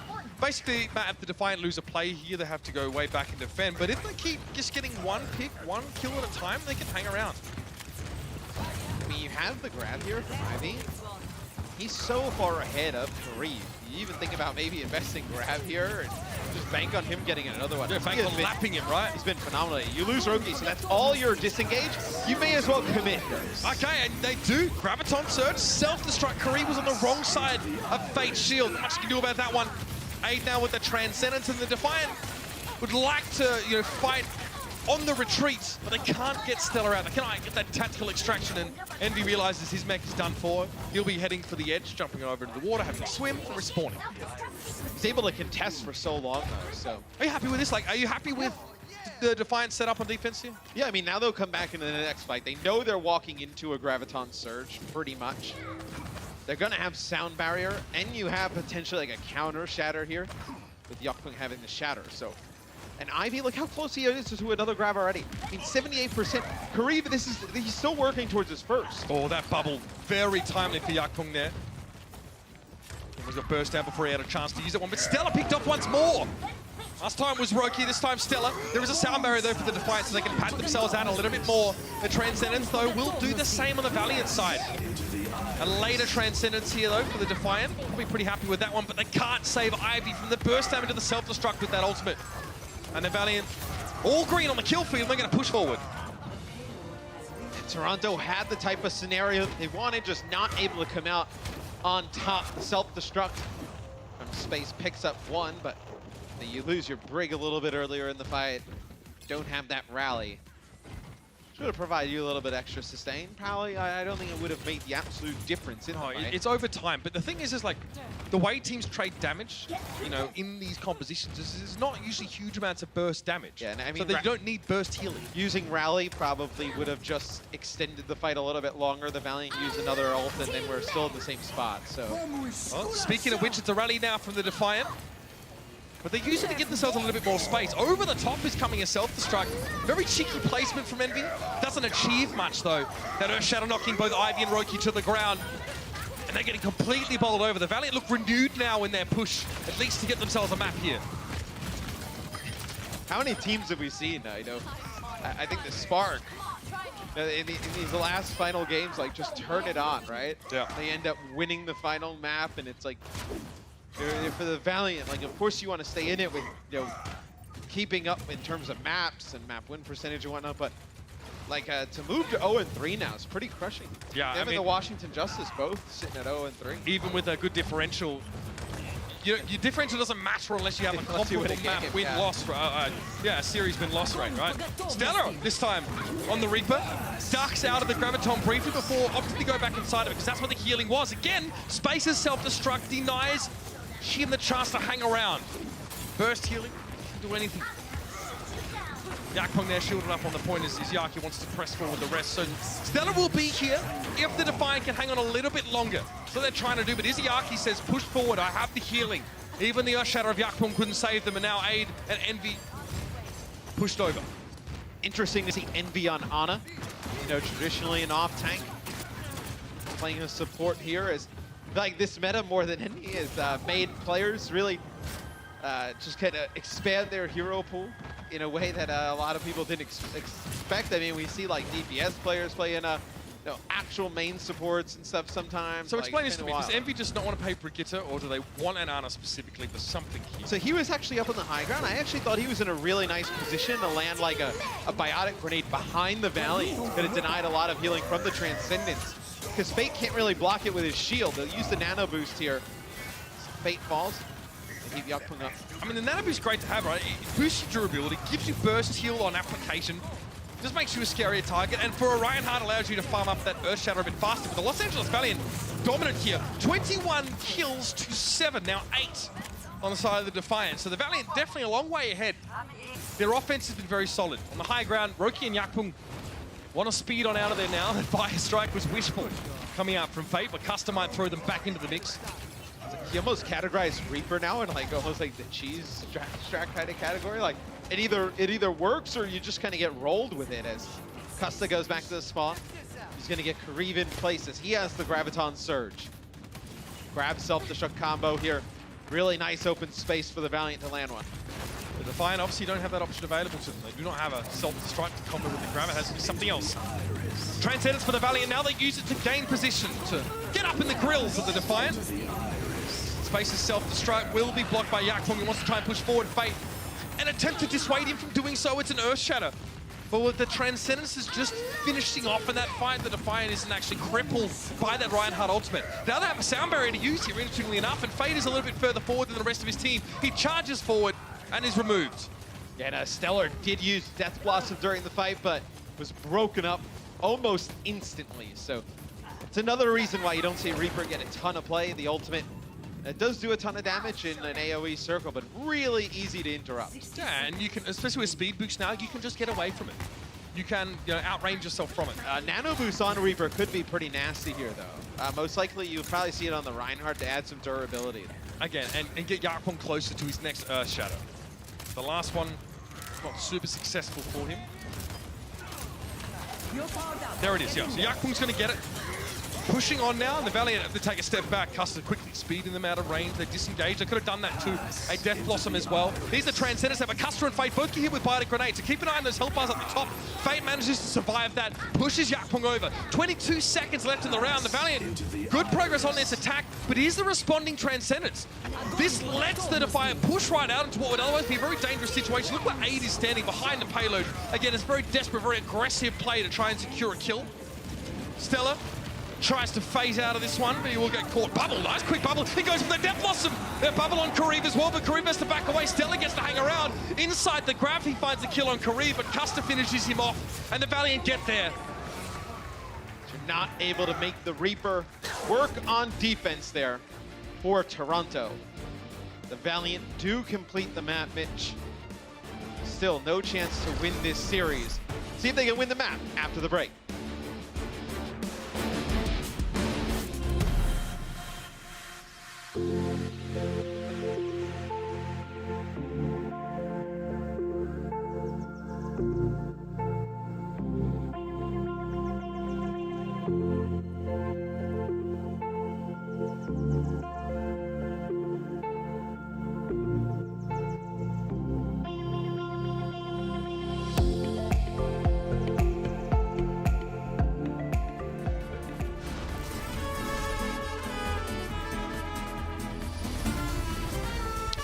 Izayaki, at the end of that last round, obviously the Valiant finished the attacking side, but he looked pretty dejected, not happy with the overall performance today, but definitely some bright spots for him throughout this series, man.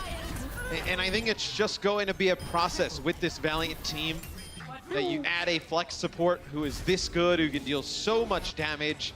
You're going to have to change the way you play around him. He plays, a little bit more aggressive, I feel like, than like Kariv did when Kariv was in the flex support role. Izayaki out looking for blood. You're going to need to support him a little bit more. I think they'll the Valiant, they have some of the pieces here, right? I think it's just, you got to win some of these close games. I mean, they'll lose 3 at the beginning of the year. It's rough. I mean, it pretty much, It all but puts the Valiant out of a shot at stage playoffs. Now, they probably have to win out from here to be considered, and yeah, their map differential would then be an issue. So it's pretty brutal for them. It's been a tough run for them, in all fairness. They've gone up against two of the top teams, or at least teams from week 1 that seem to be the top. Keep an eye on where Fate and Yakpung are in terms of their respective health pools. Ivy finally gets worked down by Izayaki. Again, Discord Orb really helping him out there. Remember, Zarya can shed an enemy Discord Orb by giving herself her shield. So she doesn't worry too much about getting discorded if she can just bubble it up. But Zarya also doesn't want to waste their bubble on getting rid of a Discord when they otherwise might be able to get some good damage out of it. So Toronto's going to try and flip the script here. They're going to go around to the right side staircase. They're going to push all the way around. Maybe they're going to go for the high ground here. You're trying to get the Valiant to chase you up there and then drop back down at the car and like kind of do the same old like song and dance again. Like so strange. All right, so the metagame of trying to outposition one another continues to develop and unfold. We're seeing innovations right before our very eyes. The Defiant get back to the payload. So the net result of all that sort of moving around is that they've swapped sides. That's probably the simplest way to put it. Stelly, notice he'll just be able to swing through that Reinhardt shield. Doesn't stop his flail, and they get agilities as a result. Important pick there. You can see 8 was knocked down on the payload and is removed, so now it's traded out, 1 for 1. Izayaki sat in front of his enemy spawn with Transcendence there, making quite the statement. There's 2 minutes and 28 seconds for the Defiant to make progress, but the Valiant are just like, yo, we're going to sit outside your house, we're going to ring your doorbell a couple times, we're going to run away. Custa went to go use sound barrier there. Yeah, you can get that. Ends up dropping, yeah, that's tough. So, and it doesn't get easier for the Valiant. Their next 2 games, they have the next one coming up is against the Vancouver Titans, which I know we'll see them play the San Francisco Shock right after this. And then they play the Guangzhou Charge. 2 very tough games for the Valiant. I mean, so with 20, they've had a tough schedule. With 20 teams in the league, right, and the Valiant only playing 7 of them after stage 1, they could go 0-7, and you could still not say for sure that they are not in the top half of teams in the Overwatch. And then their last 2 games of the stage are Philly and Houston. No gimmies for the Valiant here at stage 1. That's putting it lightly, Matthew. Wow. Graviton Surge there, Fate gets that shield around to prevent from that backside self-destruct, and Roki actually a casualty of the responding pulse self-destruct, sorry, from space. Over on the point, Transcendence being used. It was agility charged out by Yakpung. You can see that the Defiant are planning around the payload. They want the Valiant to come to them for the time being. No key ultimates left late in this fight, so it is old-fashioned slap and dash. Try and find these left clicks connecting. That was Fate to fall down there. You can see Kareev is, good heavens. He disappeared, but deleted. I think the scary thing with Toronto, and as like teams are watching them play, like they're only going to get more comfortable in this environment as time goes on. I think I know Ivy said maybe it was him, like he had a little bit of nerves in their first match against the Outlaws, and once they start to get comfortable, it's going to be scary. You know, they have a lot of talent. It's almost like a little bit of like the Boston Uprising from last year, right? Where we got here and everyone said, oh man, they've been really strong. Like, nobody believed it, but then we saw them come out and do it. They were really good. Matt, that was really subtle. But Roki just booped the Valiant off the high ground and forced them down maybe before they would have liked. Things like that can really turn the game in your favor if executed properly, and it's sort of caused a team fight that's given a 1-for-1 trade so far. You can see the Defiant actually kind of got split themselves. The Valiant's aggression, it was tough for the Defiant to keep up with half their team going this way, the head going the other way. So look how patient the Defiant are. They don't end up trying to get caught up in winning that fight once they're even on players and investing some ultimates, because they know that's exactly what the Valiant wanted them to do. Okay, so if you're the Chondu Hunters right there, oh, they go all in. They go in. They go all in. Oh man, I love watching the Hunters, dude. I can't wait to get to cast them. They play so aggressive. Eamon is just a heck of a lot of fun to see it work. But right now, Izayaki, a little bit of a mastermind himself. Transcendence, quick response. It's going to be the shield from Fate that needs to be there, but he's charged out of the way, taken down. But both maintain the trade. Space doing very good to at least secure 1-for-1s in these self-destruct transactions. It's interesting, he's done that a few times, where they'll get grabbed and he'll use the self-destruct in their own grab, because then, if the Reinhardt charges Fate, it's like, okay, you're going to try and go get some kills, your Reinhardt's going to end up dropping as well. Well, your Reinhardt is trying to charge our Reinhardt out of the way, so there's no shield, but you don't have a shield either, by the way, so it's clever. You're running into your own death. And the Valiant don't have to use a Graviton to actually get a potential kill off the self-destruct. So in that sense, it's actually kind of more efficient. All right, well, the Lumerico power plant looms, and the Defiant would very much like to be inside. And now they need to knock on the door. What's the password? It's unlikely the Valiant we're going to let them through without one. Graviton to the payload. Yakun tries to go for a... no shadow there. We got knocked out towards the right-hand side. Space trying to dive through, de-suited, self-destructed. We'd like to have his mech back, but he's caught up in the grab here. He's motored down as Ivy just bears down on him in a rate of knots. With 1 minute left, the Defiant are going to be pretty comfortable. They're going to have some time in the bank, Matt. And I love how aggressive Ivy plays. You see the grab come down, he lays it, and then the self-destruct comes out from space, and No Fear just pops his own bubble, still pumping the damage in, right?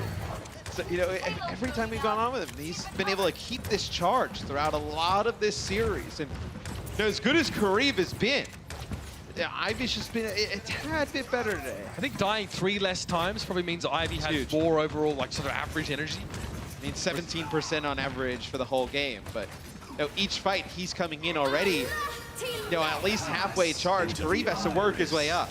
And it takes time. It takes more than 2 bubbles to get 100% charge. Keep that in mind. Big knockdown, though. Yakung, Envy, and Stella were on their butts. But it was the Transcendence that kept them up despite that. So Ivy feels pretty good about that one. Some key ultimates being used. He knows he's got a Graviton. Rather quickly charged one. Takes him 1 minute and 12 seconds to get a grab on average. And the Valiant are going to get dashed aside. This could be a problem for Los Angeles. They need to hold out for as long as they can. If Toronto finish with more than 1 minute left, they're going to be very happy with that. And that's a bit of a benchmark. Custo is just trying to be a nuisance there on the cart.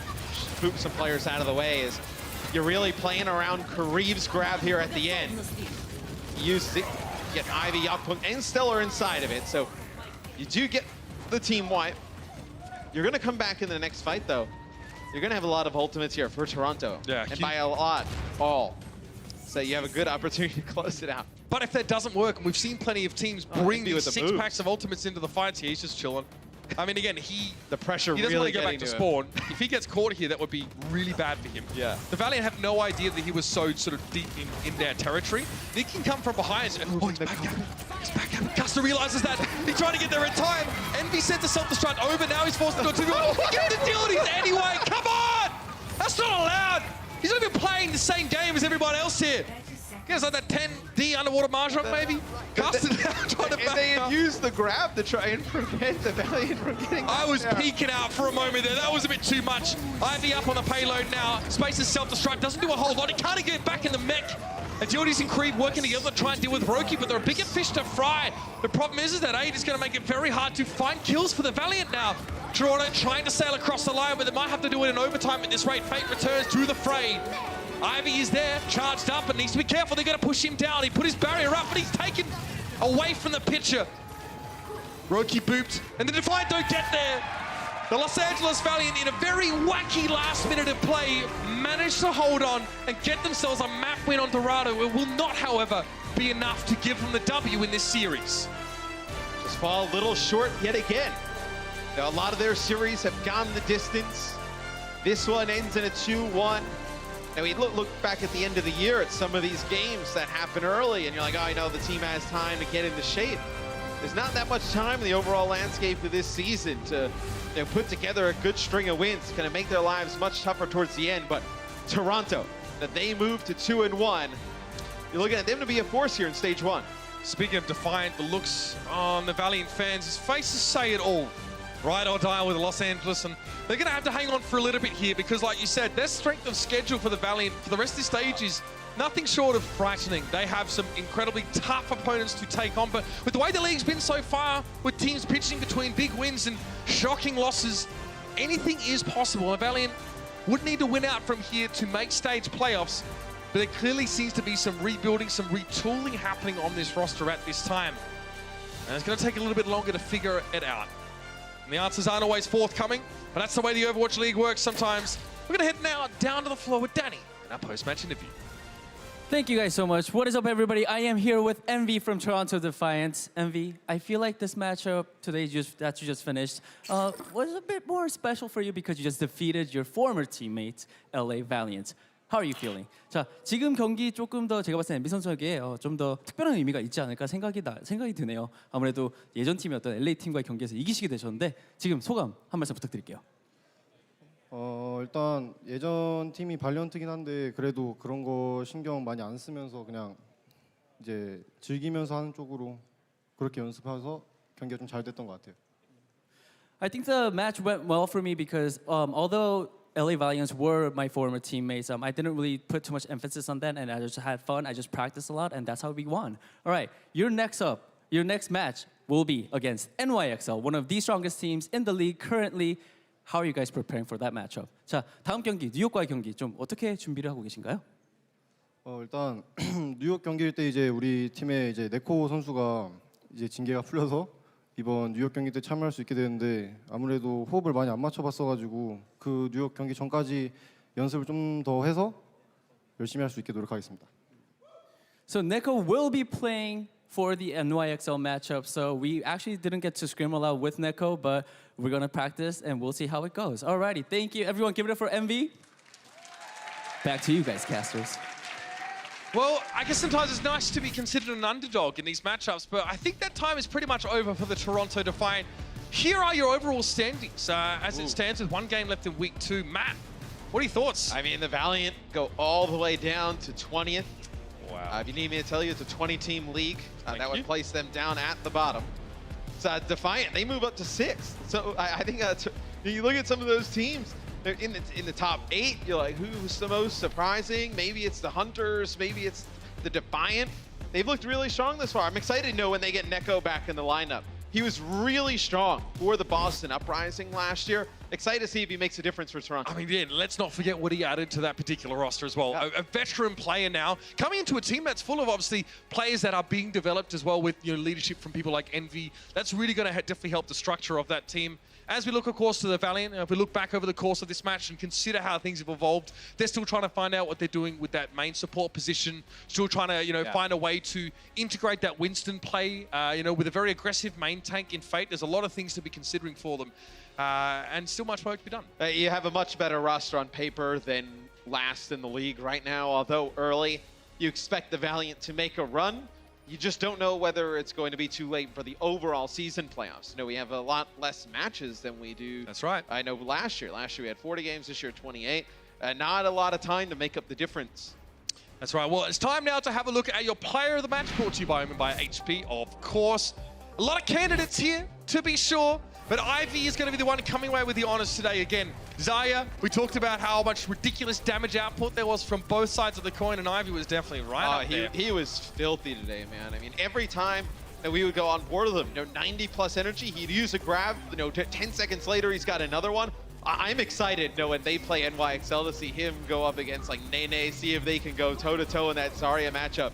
That's going to be really sick. Now, we can still sit here, expectant towards some of these big Zarya matchups, and yeah, almost 100K. Okay, fair, he did have one map where he had like 26,000 damage, but like, that's just unreal. I mean, to put together almost 100K damage by yourself in a 4-game series. Yes. I mean, that's pretty impressive. So if you're gonna look back 5 years from now at the stats of Zarya in this season, take it with a pinch of salt, knowing that they are often called upon to be the main damage dealers here. But there's still some more damage to be done right here in this very arena. Coming up next, what many would consider to be our match of the week. The Vancouver Titans at 2-0 take on the San Francisco Shock at 1-1. 2 heavyweights of the Overwatch League. Battle it out. It's all happening right here. Hopefully you'll join us. Stick around. We'll see you then. The Overwatch League is brought to you by Toyota, official North American partner of the Overwatch League. Toyota,